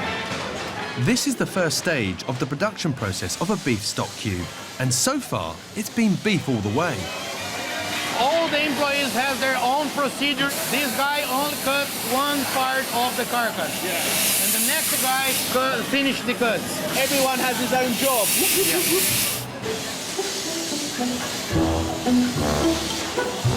Look at that. The workers dice, slice and strip the bones of the meat. The trimmings go one way and the bones go another. I wonder where they bore them up to make the stock. So what's all this stuff here? Oh, this is a trimming that we use to produce canned beef. But the thing I'm interested in is the beef extract. Okay, let's go. We take the trimmings and we grind here, and after this raw material is going to the next room for cooking. Hold on, where are all the bones? All I can see is boiling meat. Is this like a beef waterfall? Yeah. What is that product? This is cornflakes. That's what my dad used to have on his sandwiches. They take the beef offcuts and make corned beef with it. Ah, look. My very own spare corned beef key. The byproduct of our beloved corned beef is the juice. This is our raw material that we use for production of beef extract. Once the beef is boiled, there are pipes that carry away the beef juice, and they all lead here. So here we are, this is the point. Yeah, finally, welcome to the home of beef juice. We've reached the part of the factory where the beef extract begins. Beef juice comes from the pipe to the tank. Yeah. And this tank starts heating. The juice starts heating. I thought you'd be boiling up all the beef bones. The juice comes only from the beef, not from the bone. So I was wrong. Only meat is used to make beef extract. In this room, the juice is boiled over and over to reduce and concentrate the liquid. Change colour, it's brown. Looks like beer. As the process continues, the juice gets thicker and thicker. This juice has 65% of concentration of solid. Salty, strong. That's a concentrated After 8 hours of boiling, this tub of beef concentrate will be used to put the beef into some beef stock cubes. And how much beef do you need to produce 1 kilo of this concentrate? Roughly 1.5 cow to get 1 kilo of beef extracted concentrated like this. That's unbelievable. So now I know how to squeeze a cow into a stock cube. But why did our initial tests come back showing no protein? Dr. Jane Parker has done some more intensive tests and now has new results. Hello, Dr. Parker. Hello, Jimmy. How are you? I'm very good, thank you. I've got a bit of a beef bone to pick with you. Oh, have you really? Now, you know in your test that you carried out, well, there was no evidence of beef protein in it. And I can't work that out because I've been to the factory. I saw a lot of cattle going in. It's 100% beef. Why wasn't it detected in your test? Well, there's no long-chain proteins there, but what we have detected is short chains, fragments of protein, and these are really important for taste, and they are derived from cow. Right, so the proteins are still there, but they've changed in structure. They've all been, bashed up? That's right, and it's the small bits that are particularly tasty. Well, thank you very much, Dr. Parker. That's wonderful. See you later.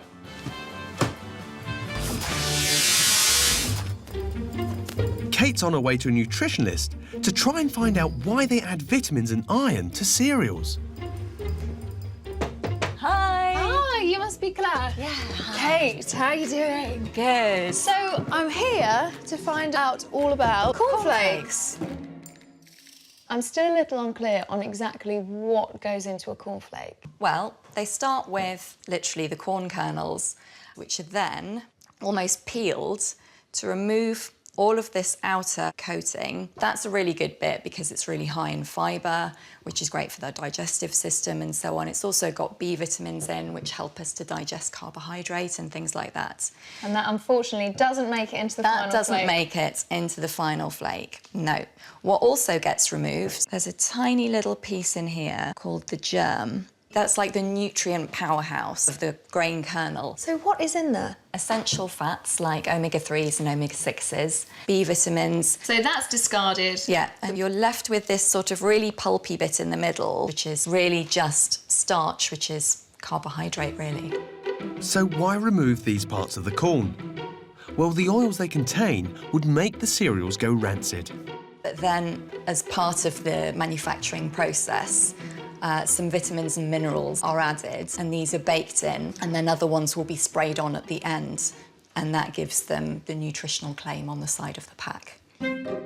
So vitamins and iron are baked in or sprayed onto cornflakes to put all the goodness back and add a bit more. But what was the iron Kate saw in the factory? Where does commercial food-grade iron come from? I noticed on the box it says fortified with vitamins and iron. So I wonder where the iron comes from. Do you think it's the same iron that's in a steak or say the same iron that's in a bunch of spinach? No, I don't think so. It's a different substance as far as I know. So not the iron filings then? No, definitely not iron filing. I mean, is that, you kind of think, well, if I just nibbled a nail, Well, that would be the wrong kind of iron, so no. licked a lamppost? It's not iron like you get in frying pans. No, I don't think it'd be something like that. So Claire, you said that they put vitamins and iron into the cornflake.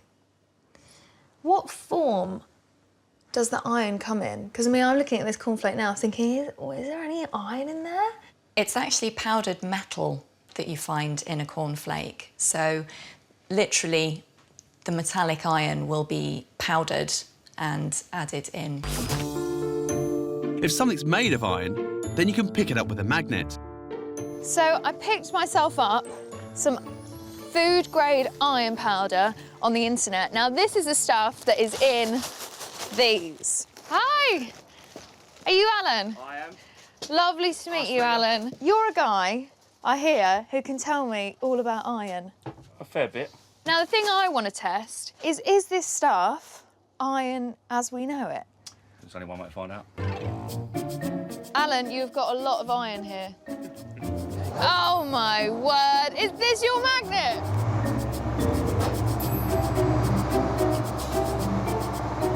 Is it gonna work? Is it gonna work? Is it gonna work?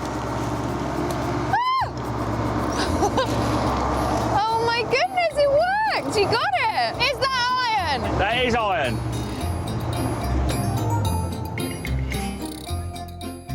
So is this stuff the same as, I don't know, the stuff you've got in here? Maybe that big old iron girder ground down? It could well be. It's iron. It's metal.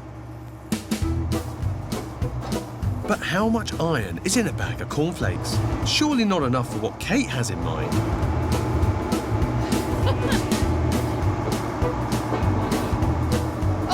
Oh, we got some.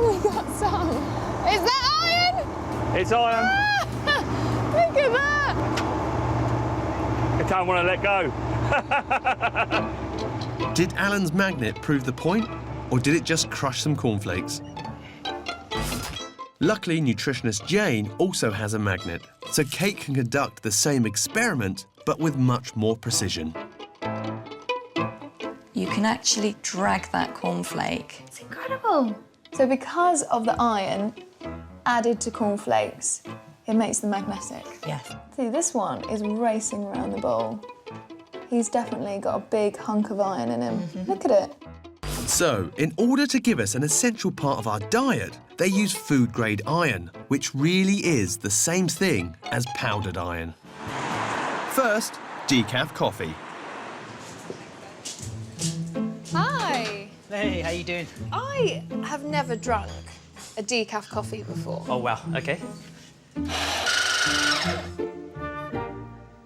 What coffee do you drink? Straight up espresso, man. I just like it black and neat, no milk. I find with decaf, I can still enjoy it, but the flavours are so much lighter that I'm not getting that same kind of satisfaction. Caffeinated all the way. Yeah? I just don't understand decaf. It's in the name. It's coffee, it's caffeine, it's supposed to be there. What is the difference between decaf coffee and normal coffee? I'm just trying to remember this and pull up the information on our database. For me, it tastes less of coffee. Is that because the caffeine they've taken out, that's some of the flavours come out? It shouldn't affect the taste at all. Oh, it must be psychological then. It could very well be. How do they take the caffeine out? That's a question that I don't know, but we can certainly find out for you. To get the lowdown on coffee, there's only one place to go. Brazil is the world's biggest coffee-producing country. 3 billion kilos of the stuff is grown here every year. One of the main coffee-growing regions is the state of Sao Paulo. Helping me is local guide Caio. So if I was to make coffee that was decaffeinated, someone here, would they sort of frown upon it? Definitely, yeah. They would? I'm sure there are some people who enjoy it. But as a nation? As a nation, no. We're heading for a coffee bean research institute where they've made a revolutionary discovery. Are they growing stuff there that they don't want other people to know about? Yeah, well, they developed these coffee beans without caffeine. To me, it's still a mystery. So is that a bit top secret? Oh, yeah, I guess so, Jimmy. Access to the institute is by invitation only. Oh, check it out. Oh, coffee all around. So we're covered in coffee right now, look at this. Yeah. Coffee beans grown on bushes like these all contain caffeine, and it's an expensive factory process removing that caffeine. If they can get a naturally decaffeinated coffee onto the market, it could make billions of dollars. I've come to meet the Institute Director, Orlando Mayo de Castro. How many cups of coffee would you have in a day? 10 cups by day. 10 cups of coffee a day? By day. I want to know about the bean that you've developed, which is a bit top secret, isn't it? Nossos pesquisadores estavam fazendo avaliações e descobriram 3 plantas que tinham teor baixíssimo de cafeína. Sounds like they've hit the jackpot. A decaf coffee that tastes like the real thing. Em torno de 10% do café consumido no mundo é café descafeinado. Então, se você consegue café naturalmente sem cafeína, que é isso que nós temos, isto é muito importante. These plants won't be ready for commercial cultivation for 7 years. So for now, the only option is normal beans with the caffeine taken out. But how do they do that? Kayo's taken me to the only factory in the whole country that decaffeinates coffee beans. If I was in the business of decaffeinating coffee beans and somebody developed a bean that was already reduced caffeine, I'd go a bit crazy, because that could possibly mean the end of their business. Definitely, yeah. Kokam produce 40,000 tonnes of decaf every year and export it all over South America. Senor Murai is one of the production specialists. What I want to know is how you get a bean like this and get the caffeine out of it. It's an industrial process. We submit the beans to a chemical process, and then, okay, the coffee is decaffeinated, ready to be roasted. There are a number of ways to decaffeinate coffee, but manufacturers don't put the details on the label. Wow. So what are they? What happens inside? Coffee is put in contact with the solvent to remove caffeine. What is the solvent? Methylene chloride. Can we have a look inside? Yes. The beans sit in the solvent for up to 14 hours to extract the caffeine.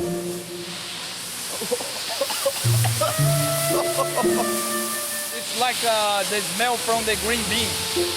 But it's like hits you in the back of the throat. It's the same smell you felt in the warehouse. Really? Yes. No. These huge tanks of methylene chloride, or what a chemist would call dichloromethane, weren't part of the guided tour. But after a bit of persuasion, Senor Murai agrees to let me have a look at the stuff. Here it is. This is it? Yes. This is the thing that takes the caffeine out of the coffee bean? Yes. Can I have a little smell? Yeah, you can see it inside, yeah. It reminds me of the smell of the glue that I used to use when I used to make my little aeroplane models. It's that sort of, that smell.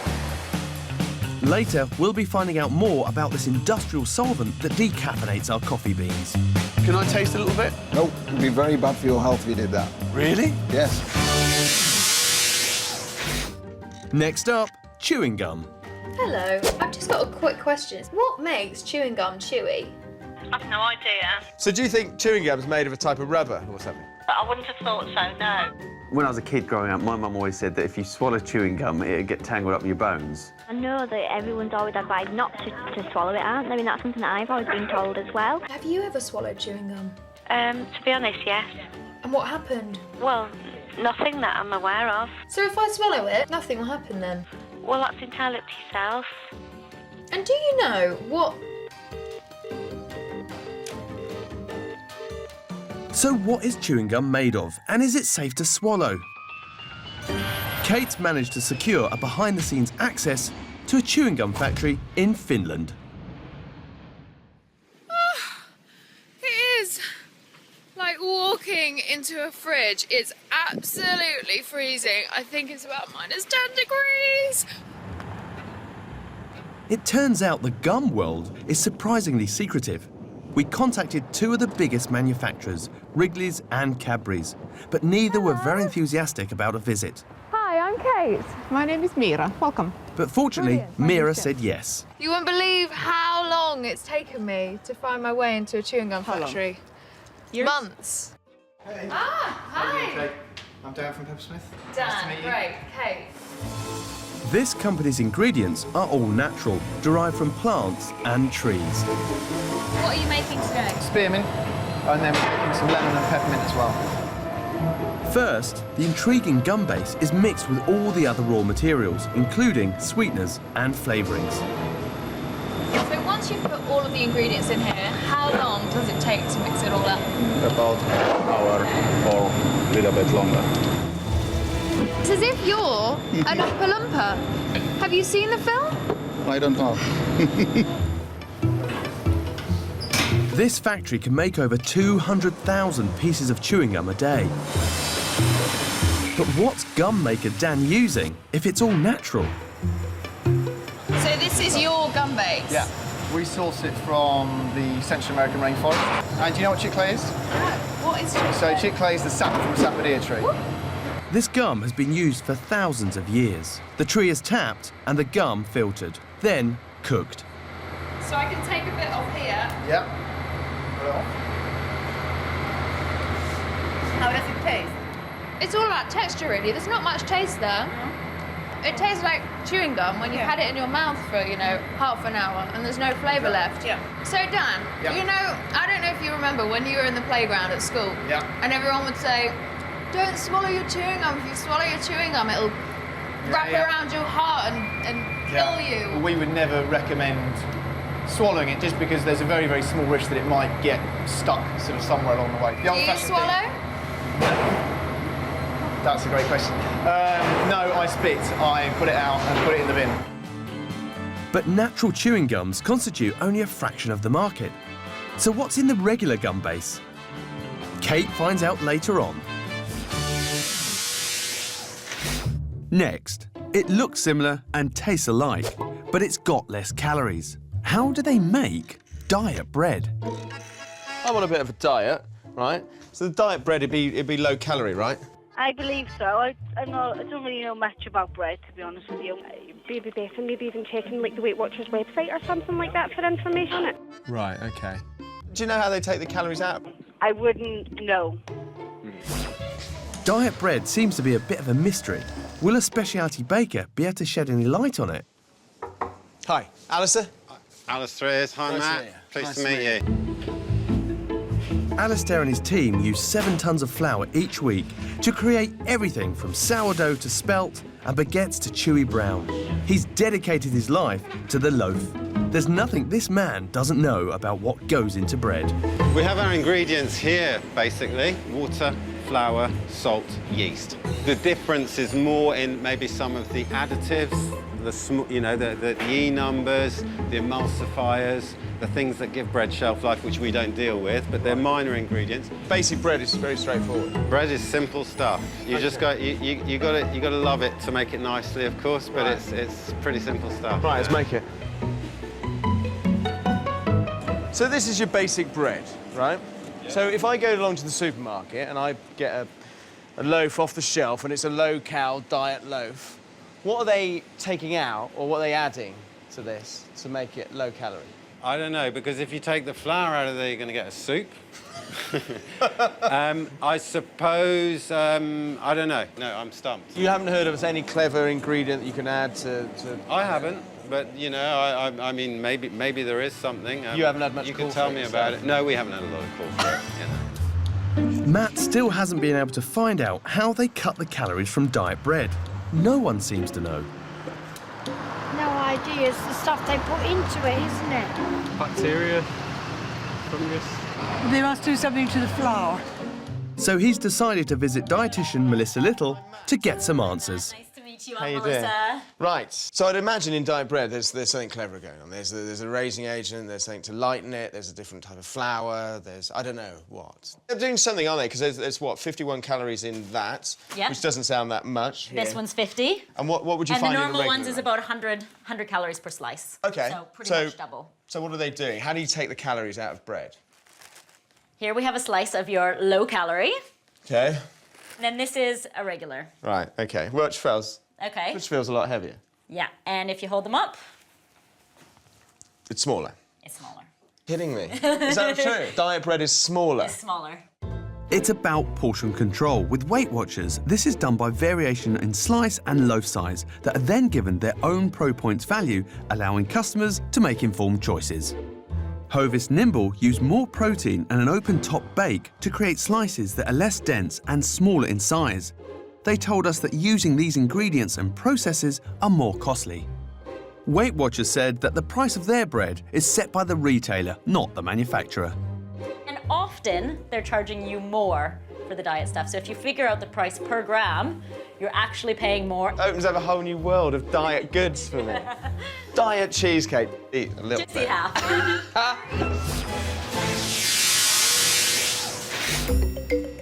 Back to Brazil and coffee. I found out there's a new naturally decaffeinated coffee bean secretly being cultivated.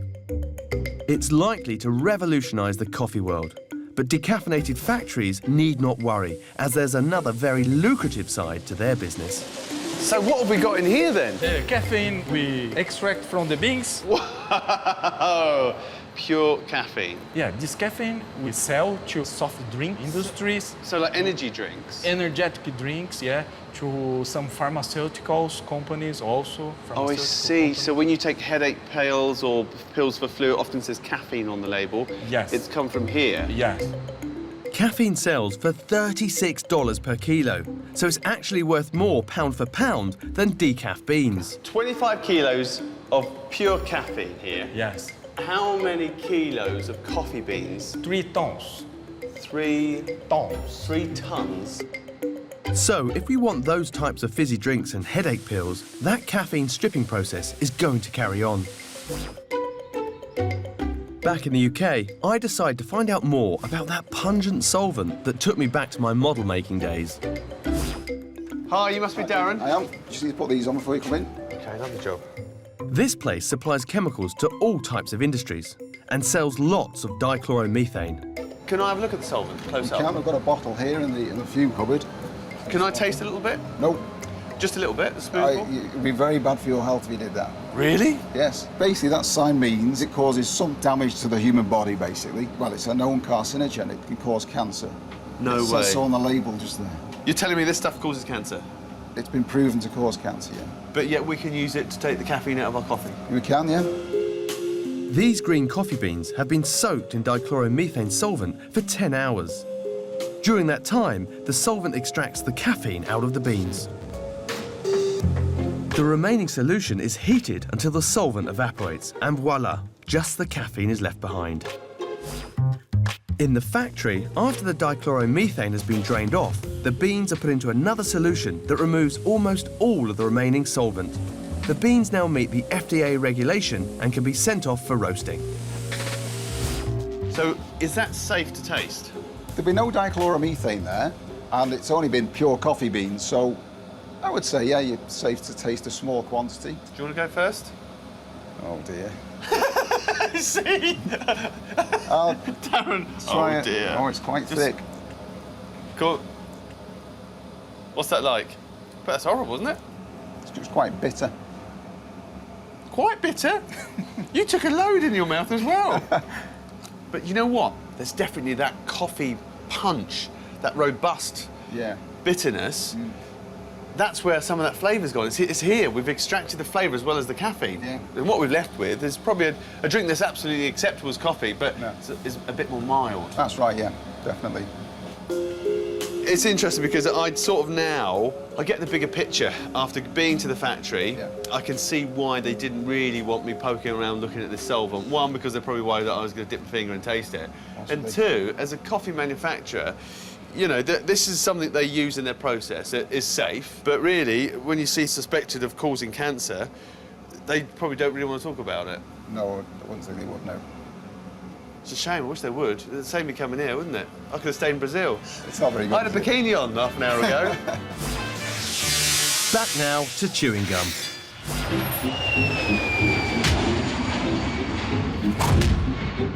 And Kate's come to Germany. We're on our way to the largest chemical plant in the world. This plant, owned by BASF, spans 10 square kilometres. Here they make things like paint, pesticides, detergent, mattress foam, and the key ingredient in the gum most of us chew. Welcome here. My name is Thomas Wettling. Hello, Thomas. Lovely to meet you. You're welcome. So what part of the chewing gum base do they make? Okay, so most of the chewing gums, of the quality chewing gums, contain polyisobutylene. And if you had a chewing gum without polyisobutylene, yes, what would it be like? It would not be so tasty because polyisobutylene is responsible for let me say, a slow flavor release, which means you have a longer choy of your chewing gum. And then what? Keeps the chew as well? And it keeps everything together, yes. Makes the chew really smoothie and tasty. Here are some applications of our polyisobutylene. It's used for sealant, for insulating glass. Yeah, to protect the insulating glass, right? Everywhere. And also in tires, not in each tire, but mainly in racing tires, to improve the grip, especially when it's raining. So this is the outside part of the plant. And here Over the pipe racks are coming the raw materials and everything you need, and the raw material is a liquefied gas. It's similar to what you have in your fire lighter, in your cigarette lighter. Really? And it's under pressure, and then you put in a catalyst, and then the reaction takes place. What is your catalyst? That is my secret here. Right, so can we see what comes out the other end of that? Yes, of course. Let's go over there to the filling station. This way? Yes. So the gum base actually starts life as a gas, which is transformed using a secret ingredient into this. Could I touch it? Please do not touch it here, but we can take a sample over there, and then you can put it in your hands. 150 degrees and really sticky. Yeah. And That's like your fingers being stuck together by scorching super glue, isn't it? Yeah. Oh! Yeah. Okay, we don't want to do that. So how hot is this stuff now? It's cooling pretty fast, so let's... Oh, that is sticky. Whatever you like with it. That is sticky stuff. Can I chew this now? You could, but within BASF we have the strict rule not to put our products in our mouth here, in this stage of production. This synthetic sticky substance is non-toxic, so it's safe to chew. But is it safe to swallow?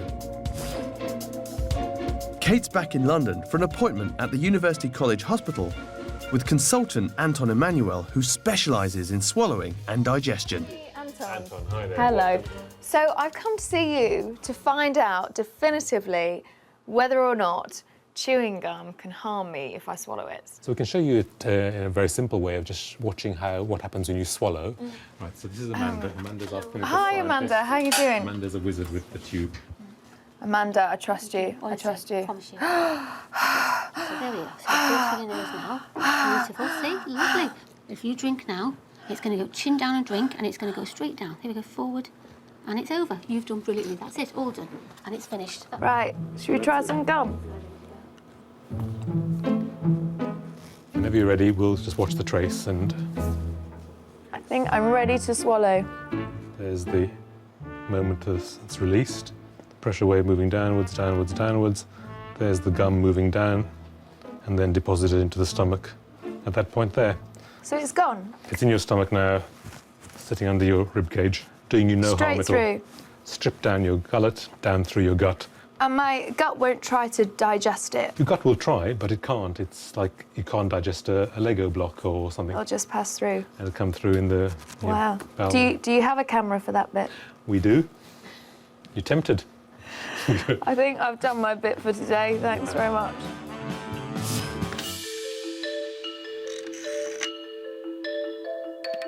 Hello there. I was just wondering if I could talk to someone about chilies. Now, have you ever eaten a chilli and it caused you any harm? Oh, of course, yeah. It just burnt my tongue. It actually burnt your tongue? It actually burnt my tongue, yeah. If I eat a whole pack of chilies that are really hot, it's going to really burn, but is that going to hurt? I wouldn't necessarily be able to advise. I don't know on that, actually. So It doesn't burn you like a match or a flame would. it can actually injure you. It can injure you. It can injure you. What's the worst that'll happen to me then? Probably end up in hospital. Oh, really? I don't know, it's up to yourself how hot your body could take it in your mouth. I think you would be on fire. So if you touch a chili and then touch your eyes, it'll sting? It's going to sting them. I would say it's happened to myself in the past. I think it's happened to me. So we're all agreed that chilies can cause us pain. But could eating a really hot chili ever do us physical harm? To find out, Kate heads to Mozambique. This East African country is home to the piri piri chili, one of the most popular peppers on the planet. And a dish loved up and down the country is piri piri chicken. The local piri piri sauce is famously fiery stuff. Okay, let's have a little try. Was that a big finger? Woo! Picant. It's in my throat, goodness me. But that is delicious. It might be delicious, but what is it in chilies which creates that burning sensation? And can it cause us harm? To understand how chilies grow, Kate heads north of the capital, Maputo. She's on her way to one of the country's biggest chili producers. You must be Michael. Must be Kate. Welcome to Elephant Pepper Mozambique. Yep, through this way. Okay, this is our chilli warehouse. Look at these ginormous bags of chilies. These are dried chilies, so this is at the end of the process. And these are getting ready for export, actually to the UK market. Brilliant. Well, let's see how you get them going in the first place. Okay, come this way. The stems are left on the chilies after harvest because they stop the peppers going mouldy during drying. This stalk has to come off each of these pods, so we have to individually take off this cowlicks. Once dried, all of these chilies are destemmed by hand because, in Michael's opinion, there's no machine that can do this job as well. Have you ever hurt yourself with a chili? See? What? I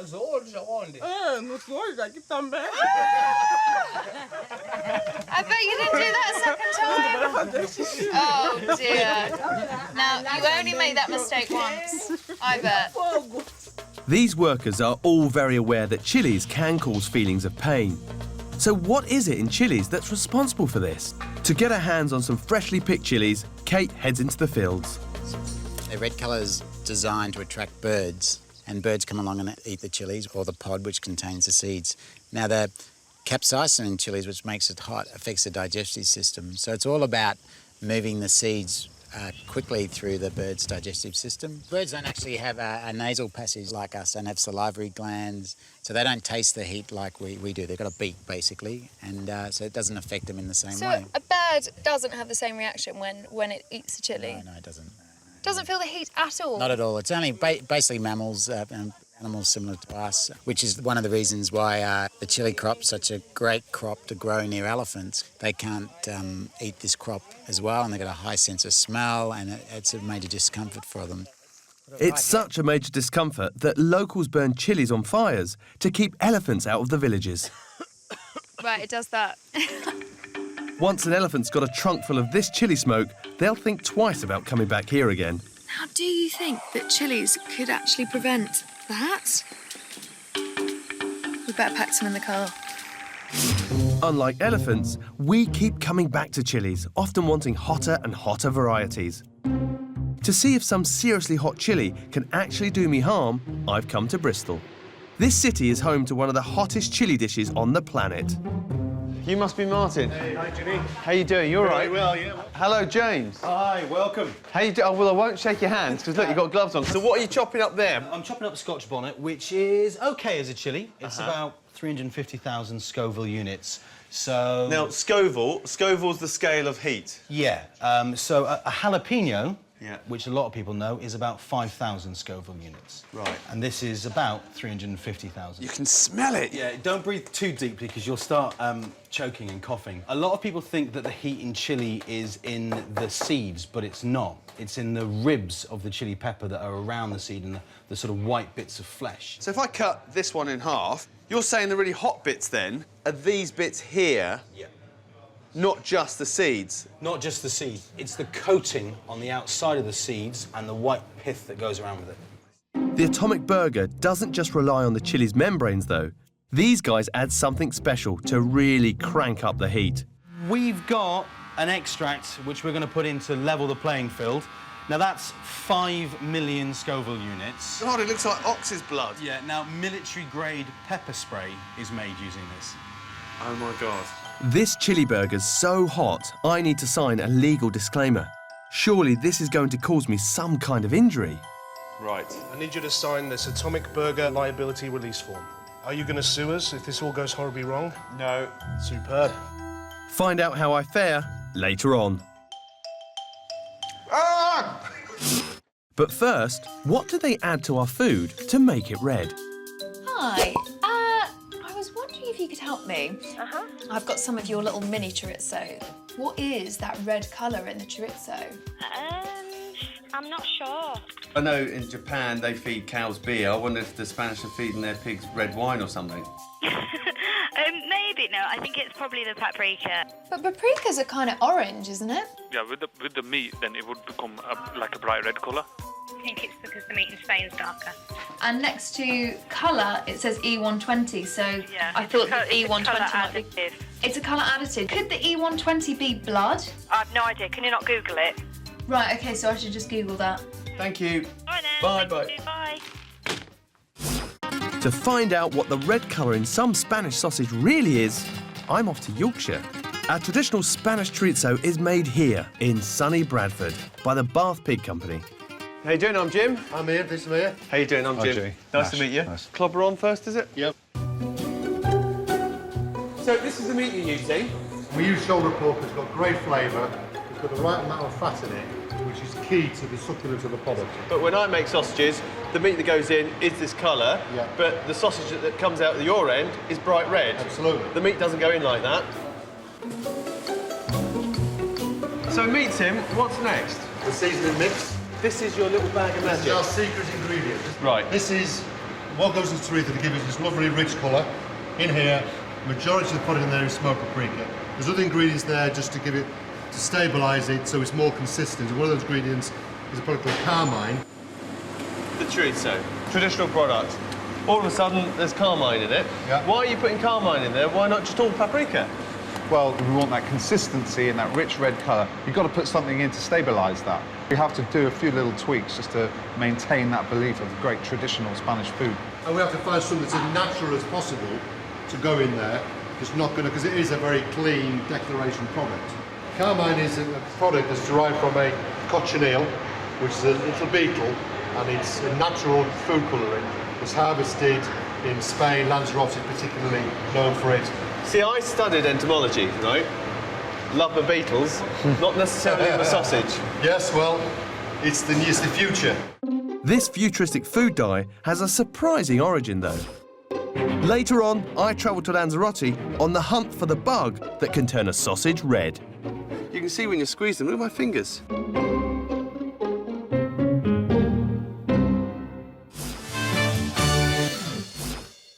And now, Matt's trying to get to the bottom of some bewildering labelling on pork products. A lot of pork says outdoor bred or outdoor reared on the label, but what do these terms really mean? Now, I'm presuming outdoor reared means pigs live outdoors, is that right? That's what I'd assume, yes. Is that the same as free range? No. Do you know what the difference would be? They still can be enclosed, but they have more room. Although it's free range, it could be indoors, but outdoor reared means that the pigs will probably spend their whole lives outdoors. Yeah. Matt's investigating some bewildering labels on pork products. To try and find out what outdoor bred and outdoor reared actually mean, Matt's travelled to Yorkshire. Hello, you Anna? Yeah, I am. Anna the pig lady. Hello. Local pig farmer Anna Longthorpe produces two types of pork on her farm, free range and outdoor bred. So now, what is the true definition of free range, would you say? Free range, so the pig's born and bred outside, and then once it's weaned, it then carries on outside throughout its whole life. OK, and what percentage of all pigs reared in Britain are free range? There's only about 1% that are Right. fully free range throughout the whole life. Really? Yeah. So only around 1% of British pigs live outdoors like this all of their lives. So where are the outdoor bred pigs then? On this farm, it turns out most of them are here, indoors. So this is outdoor bred, are they these boys? That's like these, yeah. So they started live, they've had 4 weeks? 4 weeks outdoors, yeah. Outdoors? Yeah. Then they're brought into a place like this? Yeah. Outdoor reared? Outdoor reared is when they're outside up to 30 kilos and then they'll go inside for finishing. 12 weeks old, something like that. And how many weeks would they then spend inside? And then they'd probably spend another 12, 16 weeks inside. Outdoor reared pigs can spend half their lives inside barns like this being fattened for slaughter. However, outdoor bred pigs can spend around 80% of their lives living indoors. So how do you feed these pigs? So we've got a bin just over there, and it feeds around into these troughs. It's more automated here, so it's cheaper to... inside it's cheaper to do, whereas outside it's more sort of labour intensive, right. Bucket feeding and the like. Yeah. A recent pork industry advisory has recommended that packets should clearly label how long outdoor reared and outdoor bred pigs have lived outside and how they have been raised when they have been moved into barns. But this isn't yet compulsory and it's often not obvious. So would you say that outdoor reared and outdoor bred are misleading terms? I think they are. I mean, a lot of my friends, a lot of people I've spoken to, they just assume that from that word outdoor, that it's, fully free range. So if you really want to know how your pork was raised, read the packet closely. And if it's still not clear, trot off down to your supermarket and ask them. Back now to the red food colouring carmine. Carmine is a natural food colour, and it's an E number, E120. It's used to colour chorizos and many other food products, and it's made from squashed up bugs. In search for some of these insects, I'm travelling to Lanzarote in the Canary Islands.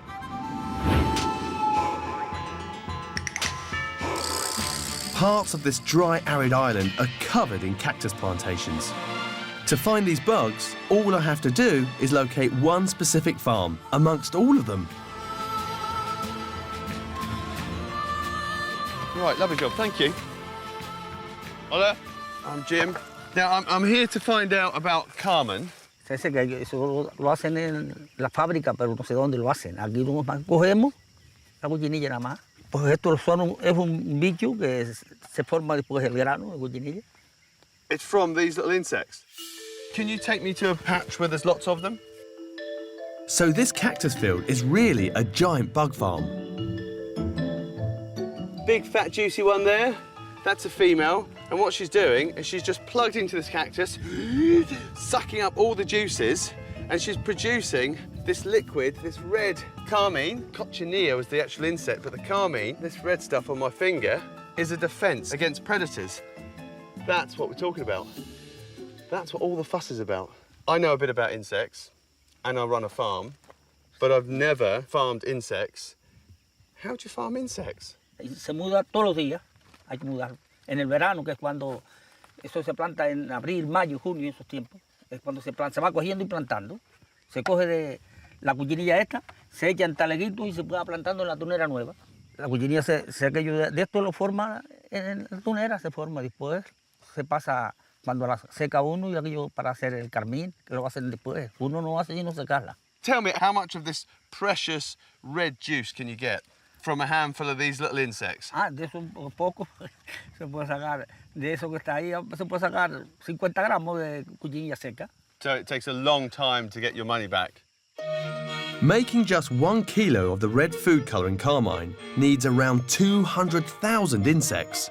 So should we be concerned that bugs are being used as a food colouring? To find out, Kate's meeting food scientist Audrey Dean in London. Audrey. There are other red food dyes available, but carmine's widely used in chorizos, jellies, sweets, milkshakes and cakes. Often carmine is listed as an E number, E120. Is it a cheap ingredient? Is it cheaper than other food dyes? Not necessarily, but one of the big things about it, because it's from bugs, that means that it's natural. You still claim it's natural? Yeah, because it's from a natural source. It's also used in the cosmetics industry as well. So this is likely to be bugs? I've got bugs on my lips? Highly likely. Really? Do people mind that there are bugs in their food? The issue is whether they know or not. But that information should be available for you to ask. The colour perception of food is a massive part of whether we find it appetising or not. You can make a dye from cochineal bug relatively simply by just adding water. But this completely natural version doesn't taste great. Already turning pink. Wow! It's a little bit of milk, we've got ourselves a milkshake. It kind of looks like it ought to taste nice.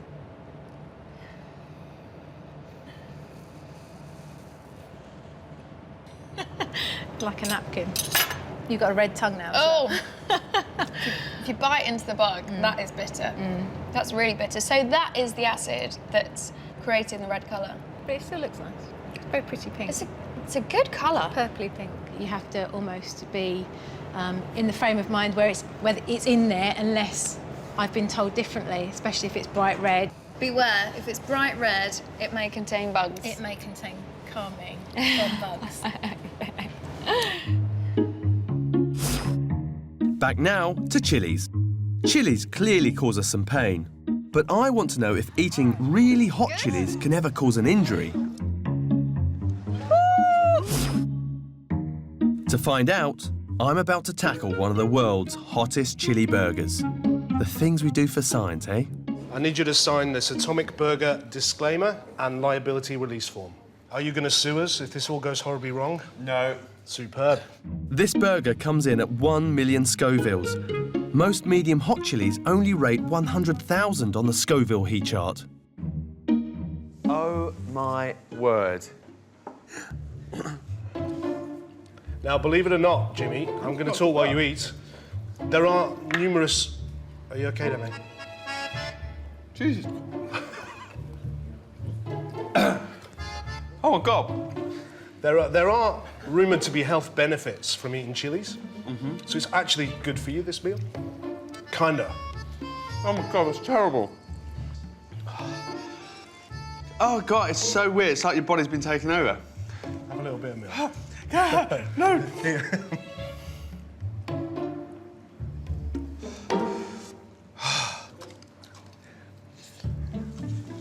Keep it up. It's okay, keep going. You're absolutely fine. Just work through it. Yeah, it's... How long have I done? About an hour? You're on about 4 minutes. Oh, my tongue. I'm shaking.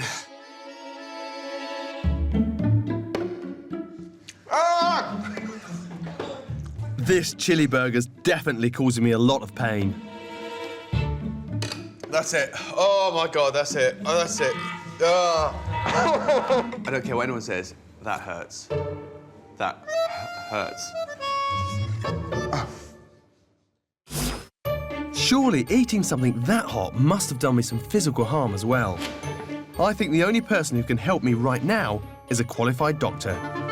Ah, Hello. Dr. Holmes. Hey, nice to meet you. Nice to see you. So if you'd just like to put a lab coat on. So the thing is, I started eating these chilies and start off with, oh, it's fine. But, oh, my Lord, the burn was incredible. The pain messages that are involved in transmitting extreme of temperature, which is called TRPV1, are the same as those that transmit the pain messages that are caused by capsaicin, which is the ingredient in very, very hot chilies that causes the pain. The same things that fire off if I've put something hot on my hand, like a piece of hot coal, are the same things that are firing off when I've eaten some chilli. Exactly the same. So Dr. Holmes is saying that chilies feel as if they're burning you, but they're not. And she has an experiment which might just prove this. Now, just imagine this hunk of steak is my tongue. So if I just put my metal spatula under the heat for a few seconds, that causes damage to the tissue. My skin would blister if it got too hot.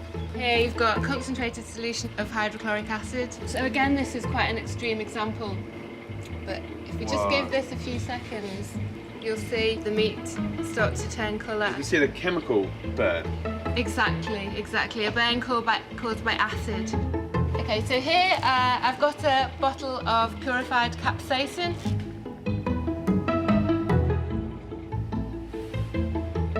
So looking at that there, it shows you there is no physical damage to the steak produced by the extract of the chili.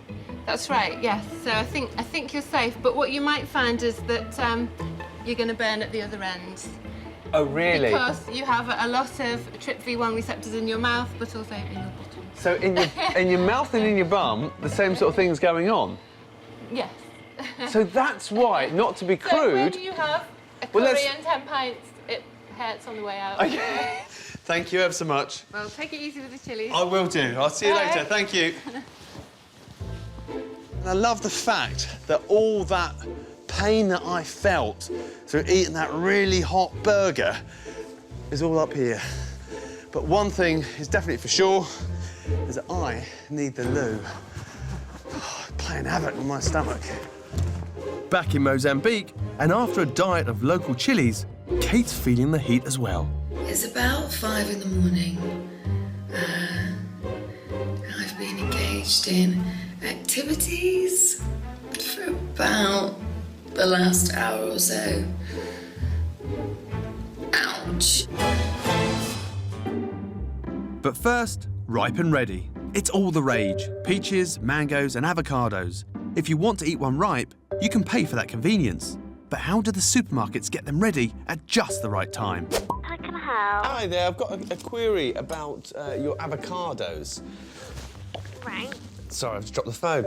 How do you ripen your ripe and ready avocados? Well, you unripen them, then most probably you're already ripe. So have you got them all in a room where you go around thinking that one's nearly ready, that one's ready? Yeah. Right, I got you.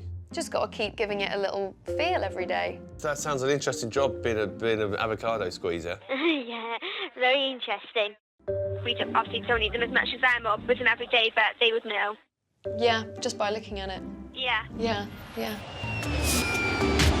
Kate's off to Spain. Our avocados come from all over the world, depending on the season. And at this time of the year, the harvest is in full swing on the south coast. In the British supermarkets, you can buy avocados, a little 2-pack, ripe and ready. But where do they get ripe, and how do they make sure that those avocados are ripe on the day that I get to the supermarket and want to buy them?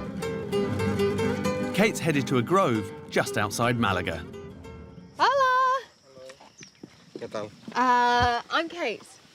I am Javier. Javier. Javier. Can we go and find some? Yeah. This way?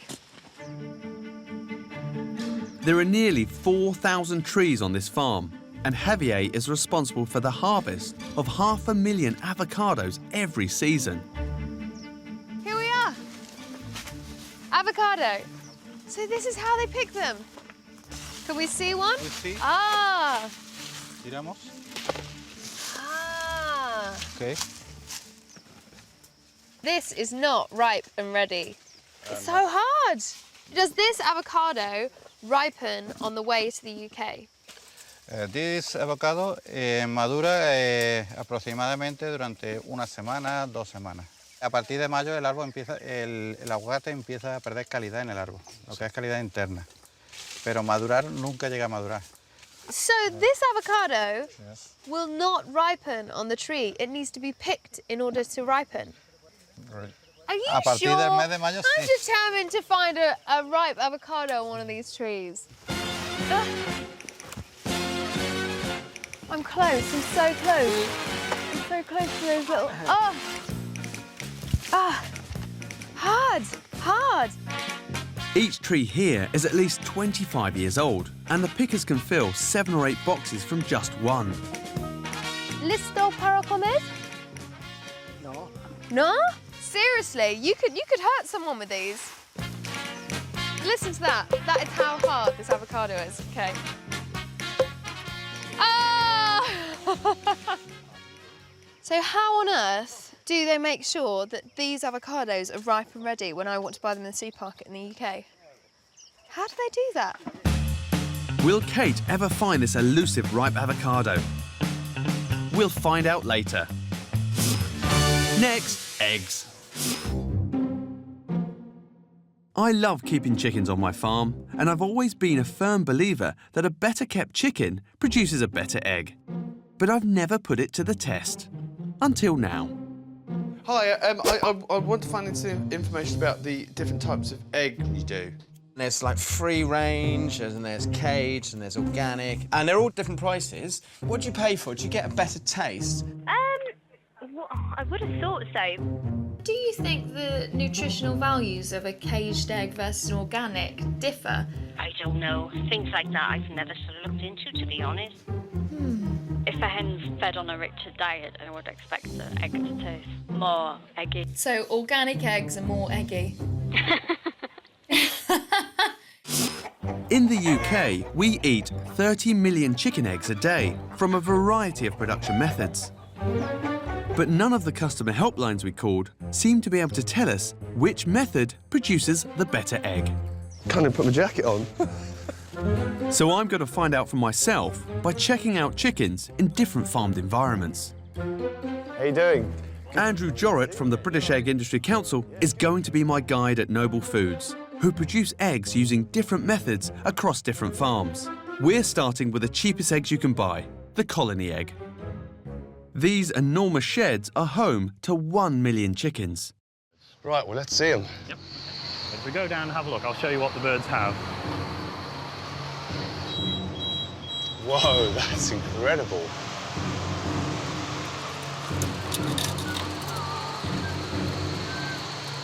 I've been in lots of battery farms before, but I've never, ever seen anything like this. So in this shed here, you control the lighting, the feed, you transport the eggs away once they've been laid. It's quite an alien environment for many people. I can understand that, but at the end of the day, it comes down to cost. Because they're kept at a constant temperature, they eat less feed as well, and they are slightly more productive because the system just works better. Wow. This egg here is a lot cheaper than your free-range egg. That's right, that's right. And the reason for that is because you have to do it on a much larger scale. It's the scale of operation, it's the cost of production, it's the labour cost that's involved in looking after the birds to produce that egg. Look at all these eggs! The river of eggs below. These colony hens produce 7 million eggs a week. How many stories are we? It's 3 stories, this house. And how many rows have we got? There's 9 rows of colony cages in this house. And there's layers of chickens in each row, isn't there? There are. There's 4 layers in each story. Next step up is the barn-kept chicken. Free to roam inside, but not out. Unlike this free-range farm. Surely these outward-bound girls lay a better egg. So we have now our free-range laying birds. This is one of them. And interestingly, you just walk into a shed and you think all these birds aren't free-range because they're inside, but they choose to come in here because they can come and go as they please. That's absolutely right. I think it would surprise most people that when you look at a free-range flock, they're not all outside during daylight hours. This, of course, is where they get their food. It's where they lay their eggs. And it's also about time of day and weather. It's the bird's choice. They choose to be The birds have the choice. They can stay in or they can go out. Following all the birds out, look at them. So in this system, they get much more of a natural life then? Clearly, yes, there's a difference here that the birds can express more of their natural behaviour. That means eat grass and pick any insects and things like that that birds would eat naturally. Well, see, if I'm paying for a more expensive egg and on the box it's free range, and I look out here and there's one eating grass there and the sun was out early, I think, God, it's got to taste better, hasn't it? And then, of course, you've got organic eggs. There's only one way to find out which of these birds lays the better tasting egg, and I'm going to need my frying pan. Next, balsamic vinegar. You can pay as little as £1 or as much as 20 in the supermarkets. But isn't all balsamic vinegar the same? I've got a couple of bottles, and one was really expensive and quite posh looking, and the other one was quite cheap. So I was wondering if they use the same grapes. For the more cheaper brands, it'll be a less quality grape. You haven't got anyone that's in charge of balsamic. You wouldn't have someone there called Vinegar Vera. It's very unlikely. Balsamic vinegar.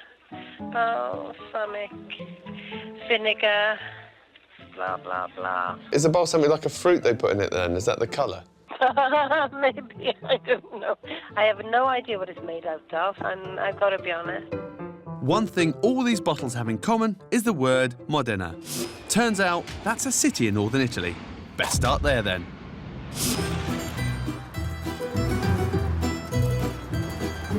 Matt's going to find out if all balsamic vinegars are the same, and he's come armed with a bog-standard balsamic bought in the UK supermarket. First stop is a market selling Modena's finest local produce. Excuse me, do you speak English? Few. Few? Can you tell me, balsamic vinegar, Modena? Sì. Do you know why? In Modena are invented this vinegar. It was invented here? Here. OK, so I got this in the supermarket in England. But do you... No. You wouldn't have this? Supermarket in England, no. Really? No. Terrible, no. Seems they keep the local stuff under the counter. Wow, look at that. It's like a cream. Yeah. Vinegar sauce. Very good. Sweet, huh? Sweet. So how can their vinegar taste so totally different to Matt's? Maybe it's a completely different vinegar. Matt's on his way to a family business who've been producing balsamic for 400 years. Hello, Claudia. Hello, Matt. Hi, Matt. Nice to meet you. Oh, thank you very much. Smells amazing. Look at this. You start mainly from white grapes. White grapes? Yes. To make a very dark, sticky vinegar? Yes, because you take this grape, you push them, you obtain the grape juice, which we call the must, and then you cook it down slowly for at least 3-4 hours. And while you cook it, you leave the skin, and then the result is black. Then they add a little vintage wine vinegar and it's aged in barrels. This is a patented method of making the champagne of vinegars. This is aged at least 12 or 25 years. That's a huge amount for vinegar. Yeah, but when you say balsamic vinegar, actually 12 or 25 are classic numbers. So that explains why traditionally balsamic can cost £100 for just 100 mils. But what's in the balsamic that costs just £1? Hello. Hello. How you Hi. doing? Welcome. Nice to meet you. Andreas Bombarda's factory has 13 million litres of balsamic vinegar in production at any one time. These would house vinegar, would they? This is balsamic on an industrial scale, but they still begin with the same ingredients, grape must, and it comes in by the tanker. Ah, look at that. That's beautiful. But even this mass-produced balsamic is aged in wooden casks, although the cheapest variety will be held for only 2 months. What's the benefit of leaving it for 2 months as opposed to just making it and bottling it? Yeah, but staying in the wood 2 months doesn't give a lot, but still gives something. Yeah. Like the flavors of the wood, the tannins from the wood. Yeah. Traditional balsamic vinegar is more for upscale recipes, gourmet dishes. Yeah. So is there a kind of a school of thought that traditional balsamic vinegar is the proper stuff, and stuff like this is maybe fake? Well, it's not actually fake, it's just different. Right. It's just different, less expensive, Yeah. invented by poor people for themselves. To produce this vinegar for the masses, the process is simply shortcut. The must is a colourless concentrate and is often diluted with wine vinegar. It's a lot like wine, isn't it? You get very, very good wine, and then you got wine that you drink every day. The comparison is perfect. I mean, Thanks. Your comparison is perfect. Very good. And now, back to avocados. Kate started in Spain and found out that in order to get them ripe and ready, our avocados make a pit stop in the Netherlands. We're following our avocados because we picked some yesterday. They were hard as nails, and they were on their way to here, where they're going to ripen. Total Exotics buy fruit and veg from all over the world. Sweet potatoes as well. Runner beans. Oh, you know them all. Yeah. And supply supermarkets throughout Europe. Are these avocados ripe and ready? No, actually. By the time they get in here, we have certain specifications, but it has to come in hard. Hard as nails? Yeah. Really So tough? hard, yeah. Can't eat them? No, you cannot eat them. Before they will even accept this delivery, they need to stick in a thermometer. First of all, we have to check the temperature of the product, and it has to be 5 degrees. It's cold. Yeah, it is cold. It's like being in a fridge. Exactly, but then it stops the product from ripening during the journey. So you actually totally stop the process of ripening in transit from tree to you. You don't want the fruit ripening at all. No. And it's possible to do that by temperature. So if these avocados have been stopped from ripening, how do they set them off? I always thought if you've got a really hard avocado, you just put it next to a banana. So is it, I don't know, is it a big banana? You know, the procedure is more or less the same. Really? Yeah, So you've got a big banana out the back? Yes, yeah. You follow me? Okay. Oh, Ron. A ripe banana emits a gas called ethylene, which accelerates the softening of the avocados. We're off to the ripening rooms, which is where the magic happens.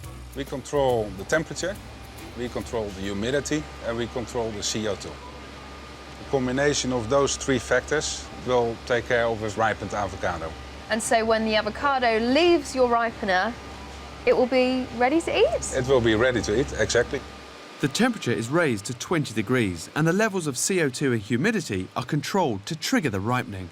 Within 3 to 5 days, they're ready for packing. I suppose you do pay a little bit more for a ripe and ready avocado. Is it worth it? You miss the whole issue, is that the consumer these days They really want to buy an avocado which they can eat at the very same moment. So you're paying for the convenience of a perfectly soft avocado. This is a ripe avocado, finally.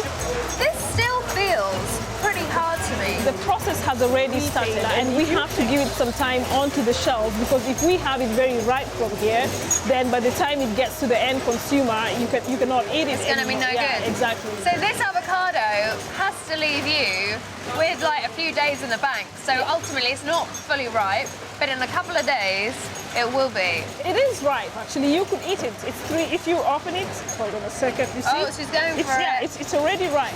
So that is pretty soft. You could eat it. Maybe a little hard for guacamole. Yeah. You know, maybe not as squishy as you want it But to by be. the time it gets to retail, then it's ready for guacamole. Okay. Ripe and ready is becoming more and more popular. The science gives us choice, but there is wastage. 350 tons of ripe and ready avocados go into the bin every year in the UK. I'm on a journey to find out which egg tastes better. Caged, barn, free-range or organic.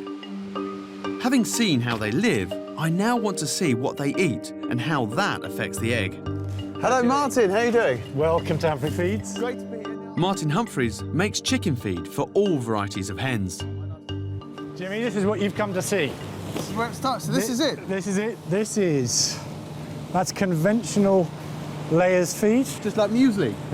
Very similar. What is the difference in terms of feed when it comes to your caged hens, your barn hens, your free-range, your organic? If we put organic to one side, because that is quite different on several different levels, but if we look at the conventional, so the colony, the barn and the free-range, there are slight differences. However, the ingredients that we use are broadly the same. If we are what we eat, then the feed has got to be crucial to the taste and even the nutritional value of the egg. So what goes into the stuff? Why are you putting salt in? Is it to make it taste better for the bird, or is it to do with its biological function? Absolutely biological function. If they have too much salt, they'll be desperate to drink. Too little salt, and they need to make up the deficit. Because they're omnivores, they could start doing things you don't want to talk about. So by adding salt, yes. I know with my certain chicken, especially with our turkeys, is that if they don't get the right balance of salt, they try and find it elsewhere. And a good source of it is the blood of other animals. So they like to peck or even eat eggs. Yes. You know. So what's next then? Critical thing is the yolk colour. Right. So we need to look at the pigments. Now in conventional diets, all have the same base yellow, which is marigold. So you're providing a natural colour through petals of the flower? This is produced in China and India. If you were to look at a bird that was not exposed to any form of colourant, it would be a really insipid colour. People wouldn't want it, but we need to add something more to give us the orange. So, paprika. It gives us the red quality, so we can meet in the middle and produce an orange. Are organic eggs coloured? Yes, organic eggs are coloured, but they use a different pigment. This is concentrated alfalfa. It's made in one plant in France. But by the time we put that in the food, it creates a good yellow yolk for an organic. So there are differences between organic and standard feed, but both are cleverly designed to have a significant impact on the eggs. If they can affect the colour of the egg and the chicken's behaviour, I'm now convinced that organic eggs will taste better.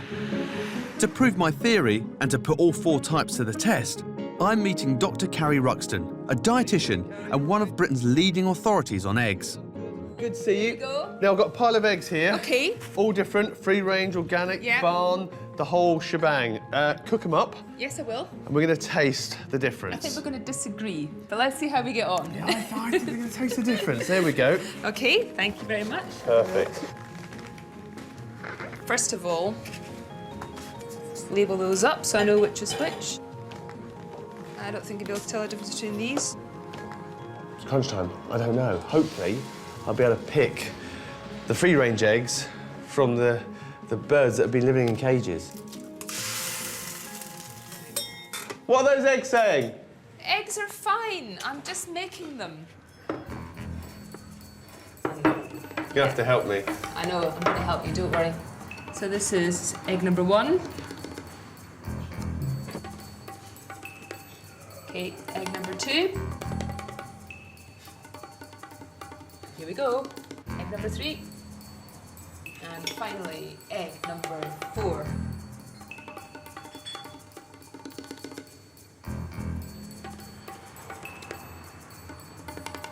They all taste the same to me. The interesting thing is they're all pretty much of a muchness nutritionally. So they're high in vitamin D and selenium, they've got some iodine in there as well, B vitamins. So regardless of which egg you're choosing, you're getting a healthy food.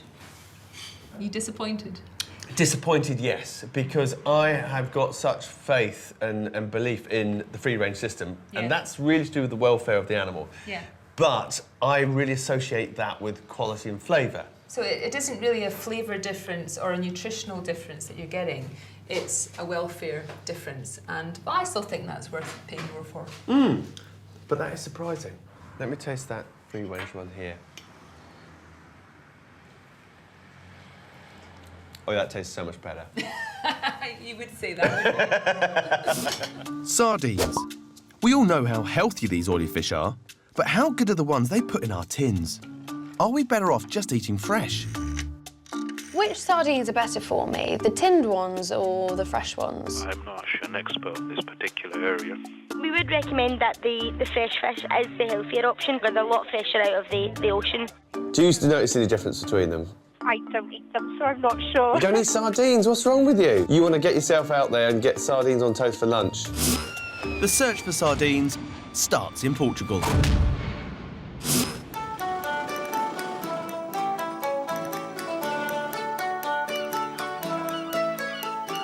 So I've come all the way to Portugal with my tin of sardines from the UK to find out what goes in them.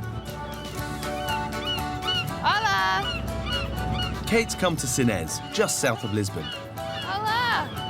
This trawler boat's been out all night fishing for sardines. And it looks like they've got a whole boatload of the stuff.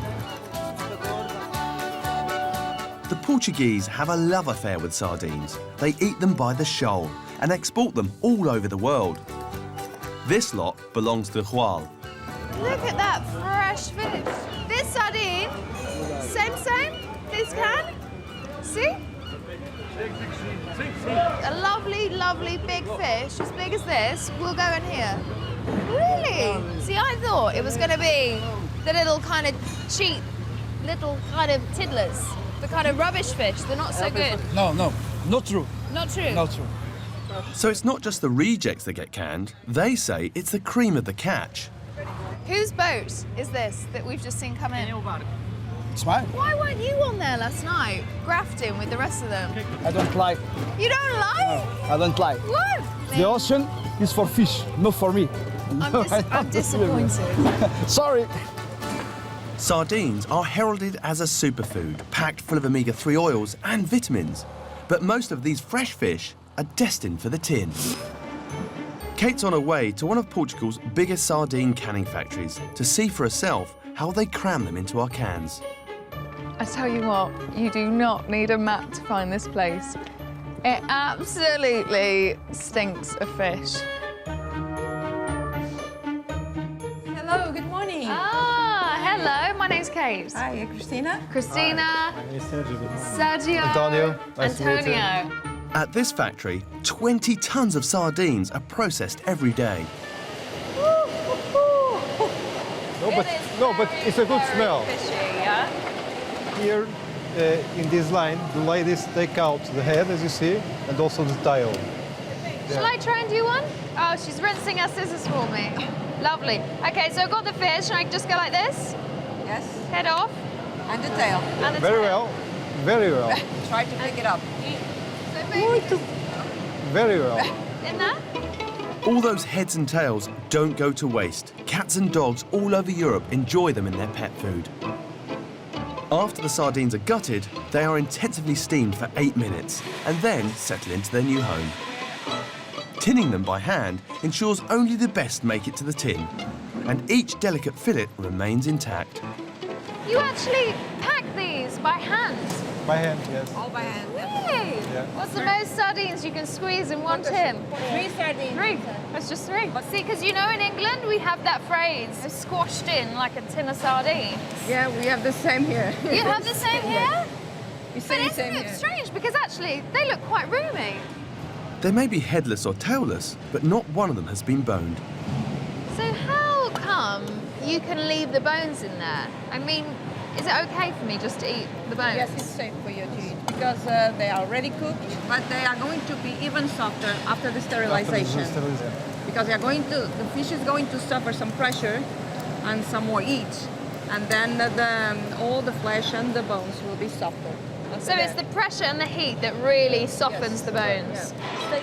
The oil or sauce goes in and the lid is sealed before the cans head to an enormous pressure cooker to be sterilised. How long do they go in there for? About 40-45 minutes because no preservatives or colorings are added, so this is the way we preserve the product. Lunchtime. Lunchtime? Yeah, lunchtime. Wow, you're not going to miss that, Belle. What's lunch in Portuguese? Almoço. Almoço. Almoço, sardines? Yeah. What did she just say? Eat and drink some beer. Eat a big fish and drink some beer. Lovely. So every sardine gets beheaded, gutted, steam blasted and sterilised. Later on, Kate finds out if after all this process, can they still be good for us? Yes, I'm sure. Really? Yeah, really. It's a favourite in our Chinese takeaway, but how much do we really know about the ducks we eat? There are 4 calls ahead of you. Your call is important to us. Hello? Hello? Hello? Hello? We almost went off and made a cup of tea. Sorry, it's just that we are busy at the moment. I've got a question about duck. I've got 2 lovely duck legs. Yeah. Not personally. Is it wild though? Is it a wild duck? I'm not really sure. I couldn't tell you anything at all about that particular product. Do they are they on the ponds and all that kind of stuff? Well, I would think so. I mean, I think most of our goods are really about eco-friendly as possible. Is this like the ducks that you see in the park? I know what you mean, whether or not it's the ones that you feed with the bread or the ones. I'm not quite sure. I don't know. Bye-bye. Bye-bye. To find out how the duck in my packet may differ from the duck on my pond, I'm going to meet licensed wildfowler Johnny Stevenson. How you doing, Johnny? Good to meet you. Nice to see you. This is Ida. Hello, Ida. We can't actually shoot any because it's not duck hunting season yet, but we can do a bit of duck spotting. We need to lure the ducks closer, and for that, you need to enlist the help of some duck body doubles. If you're a duck flying over, look down here and there's like, oh look, there's Barry, and there's Jeannie, and there's Brenda, all floating in the water, must be safe. And you fly down, and then bang, we've got our duck. You also need a good hiding place. It's a bit like flower arranging, isn't it? Yeah, a little bit like that. Not quite as pretty, but sit down. Lady, sit, sit. The thing is that we've just got to sit, haven't we? Wait. We have, yeah. So how long does it usually take you to get a duck? Anywhere between 10 minutes and a day. Really? Because it's a wild animal and it's living on our waterways and it's doing its daily business, flying around, quite active, does that have an effect on the meat? I would say it's a lot less fatty than what your farm meats would be. You're right. Obviously, the biggest problem with game is age. You know, you can shoot a duck which is coming to the end of its life, and it's going to be tougher. Right, come on, you ducks. So is there anything else we can do to attract them? You got any duck calls? This one here, one of my favourites, which I think you'll quite enjoy. You didn't buy this from Ann Summers, did you? I didn't know. You do sort of like. Yeah. Now the idea of this is. This is a bit weird. 2 grown men in a camp with a. There's a pair of ducks there. So if we might be able to call them with our mouths just by. I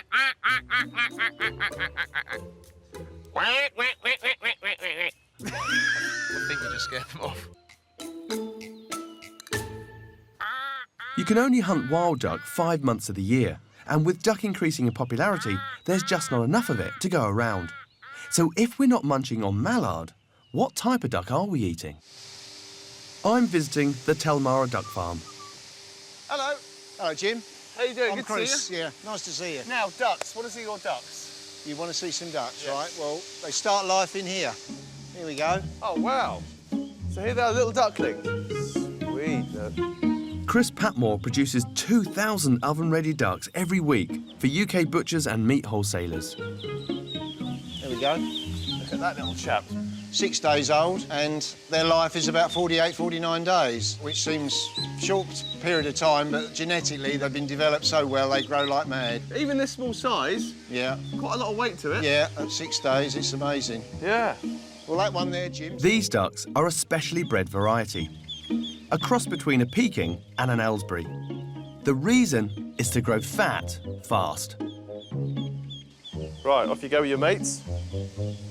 Right, let's go and see them as they get bigger. I know what you're thinking. Somewhere around here must be a very large duck pond. Thank you. Wow, much larger now. These ones here are 42 days. Right, because you think of ducks in a pond swimming about, but you don't provide, there's no ponds and stuff in here, is there? Not at all, no. Poultry that can get in its own water, you know, they'll defecate in it, and in no time at all you've got all sorts of bacteria and goodness knows what. So the ducks don't need a pond, then? I don't think they do. Some people will argue they would.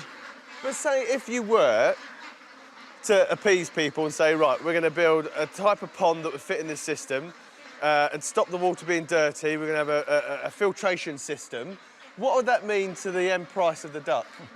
Probably 10 times what it was. It's just not viable. No way. So for us to have our duck and pay the price we want, we can't have expensive ponds with posh filtration? No, certainly not. I just don't see any point in it, really. So what would happen then if you had wild ducks in here to rear them instead? Well, probably wild ducks would take 4 or 5 months to grow, and they'd be half the size of these. And then be much more expensive to buy? Well, exactly. So that's how some farm ducks live, without even a puddle in which to paddle. In fact, only around 12% of supermarket ducks have ever lived on water. Later on, we'll discover why this super duck is such a success. So nothing's really ever wasted then? Only the quack. Only the quack.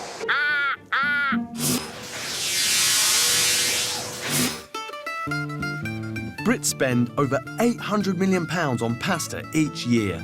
Supermarket shelves stock a mind-boggling selection, and the sale of the fresh stuff has boomed.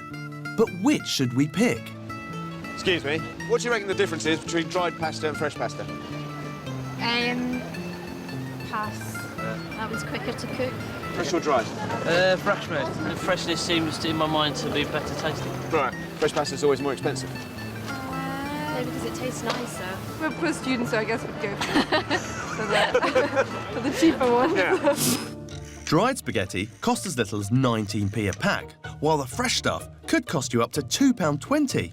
But is fresh best? Hi there. I was just wondering if you knew the difference between fresh and dried pasta. I didn't really think that there was a difference, and I only assumed that fresh pasta was only available if you were going to make it yourself. Is one better than the other one? Fresh pasta is going to probably be a bit nicer. What do you use? So I tend to use dried pasta. Thanks, mate. Bye-bye. Bye. What Matt needs now is a bona fide Italian. Hello. Hi, welcome. Matt. Luigi. Nice to meet you, Luigi. Pleasure. Hello. Nice to meet you. Proper Italian as well. Yes, Italian. Where do you like to start then? I'd like to start at the beginning, maybe. Okay. This pasta manufacturer in North London makes 90 different fresh varieties for hotels and restaurants. They know their rigatoni from their ravioli. What pasta do you like to make? Whatever you like. Spaghetti? Yeah, Okay. We do 2 different types of pasta. Right. One is egg pasta, which is done with flour, semolina, and egg. Okay. And one is dry pasta, Yeah. and that is done with only semolina, touch of flour and water. So there's no egg in the... No egg at all, no. So what do people use in Italy? Do they We use all them make both. fresh pasta? Yes, and we use both. We use fresh pasta with egg, and we make dry pasta to keep for rainy days, you know. The vast majority of fresh pasta that you find at your supermarket is made like Hercules with egg. Fresh pasta is more filling. It's got much more proteins, and it can be... Fresh is more filling? Yes, because you got all the egg. You got about 30% egg, then each 100 grams of pasta. If it was serving as a main course, I will use a fresh pasta. Right. If I was serving it as a starter, I will use a dry pasta. Really? So in fact, there are two different products which should be served for different reasons. How would you describe the difference in the taste and the texture of dried and fresh pasta? On egg pasta, there's a lot of difference. Right. Egg pasta, when it's fresh, is like in eating a fresh egg product, and you can taste the freshness of the egg. Yeah. You get a different feeling, and you get a different texture, a smoothness on the pasta. So there you go. That explains why it costs more. I'm enlightened. Thank you very much. Thank you. Nice to meet you. I'll let you get on with your day. Thanks very much. Appreciate it. Now, back to sardines. In Portugal, Kate's seeing the process a sardine goes through from net to can. What are these sardines? Now she's come to meet the factory's nutritionalist to find out if there's any goodness left. So when it comes to eating sardines out of a tin, are they good for you? Yes, of course, because when you process the fresh fish and then go to the sterilizations, we can eat the bone, and the bone is a lot of calcium. So by eating the bones, which by this point are quite soft, yes, I'm getting more calcium. More calcium. And that's not the only plus. When you grill or fry a fresh sardine, the water in the fish evaporates, losing some of the vitamins and minerals. In the tins, none of the goodness escapes. Essentially, a sardine out of a tin is better for me than a fresh sardine. Yes, I'm sure. Really, yeah, really. And no preservatives. Are you sure about that? Yes, I'm sure. And no preservative. Okay? No preservatives. No in my tin. preservatives. If I want to get, you know, more bang for my buck and eat a sardine that's going to be better for me and get more nutrients from it, Yes. then this is what I should be eating. Sure. It's totally counterintuitive, Sardines. isn't it? So, turns out the lowly tin sardine is even better for us than we thought.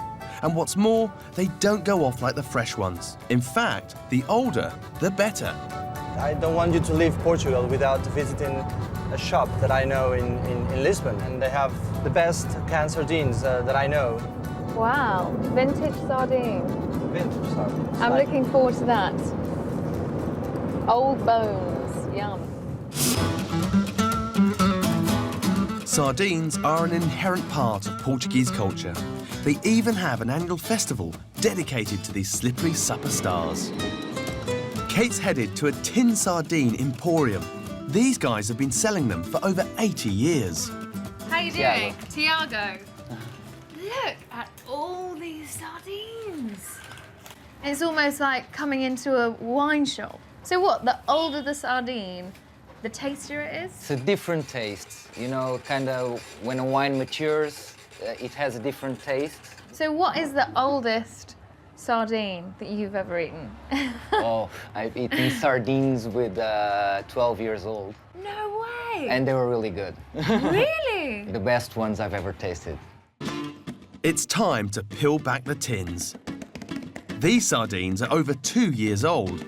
So what would you advise for people at home? I mean, if I bought sardines from you, would you suggest I eat them tomorrow or leave them a little bit longer? I would suggest you buy twice as much and eat some tomorrow. Okay. And leave the other for, I don't know, a couple of years later. Really? Really good. Was hoping you would say that. I could buy this tin from you today, Yeah. take it home, leave it in the cupboard, and you think they'd probably be the best sardines I ever tried. I would say yes. Seriously, I'm gonna stock up for my 60th birthday party. Well, you should. And it's going to be a great party. Yeah.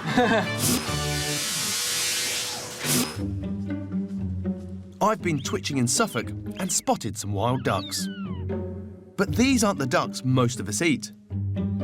I've also seen how some farm ducks live out their 49-day lifespan. And these are at the end of their 49th day. So ducks straight from the farm? Straight from the farm and then hung on the line. These ducks we're killing at the moment are 48 days old. Right, OK. Which is going to give us an oven-ready bird of about 2.8. 2.8 kilo bird. Oven-ready. OK, let's go.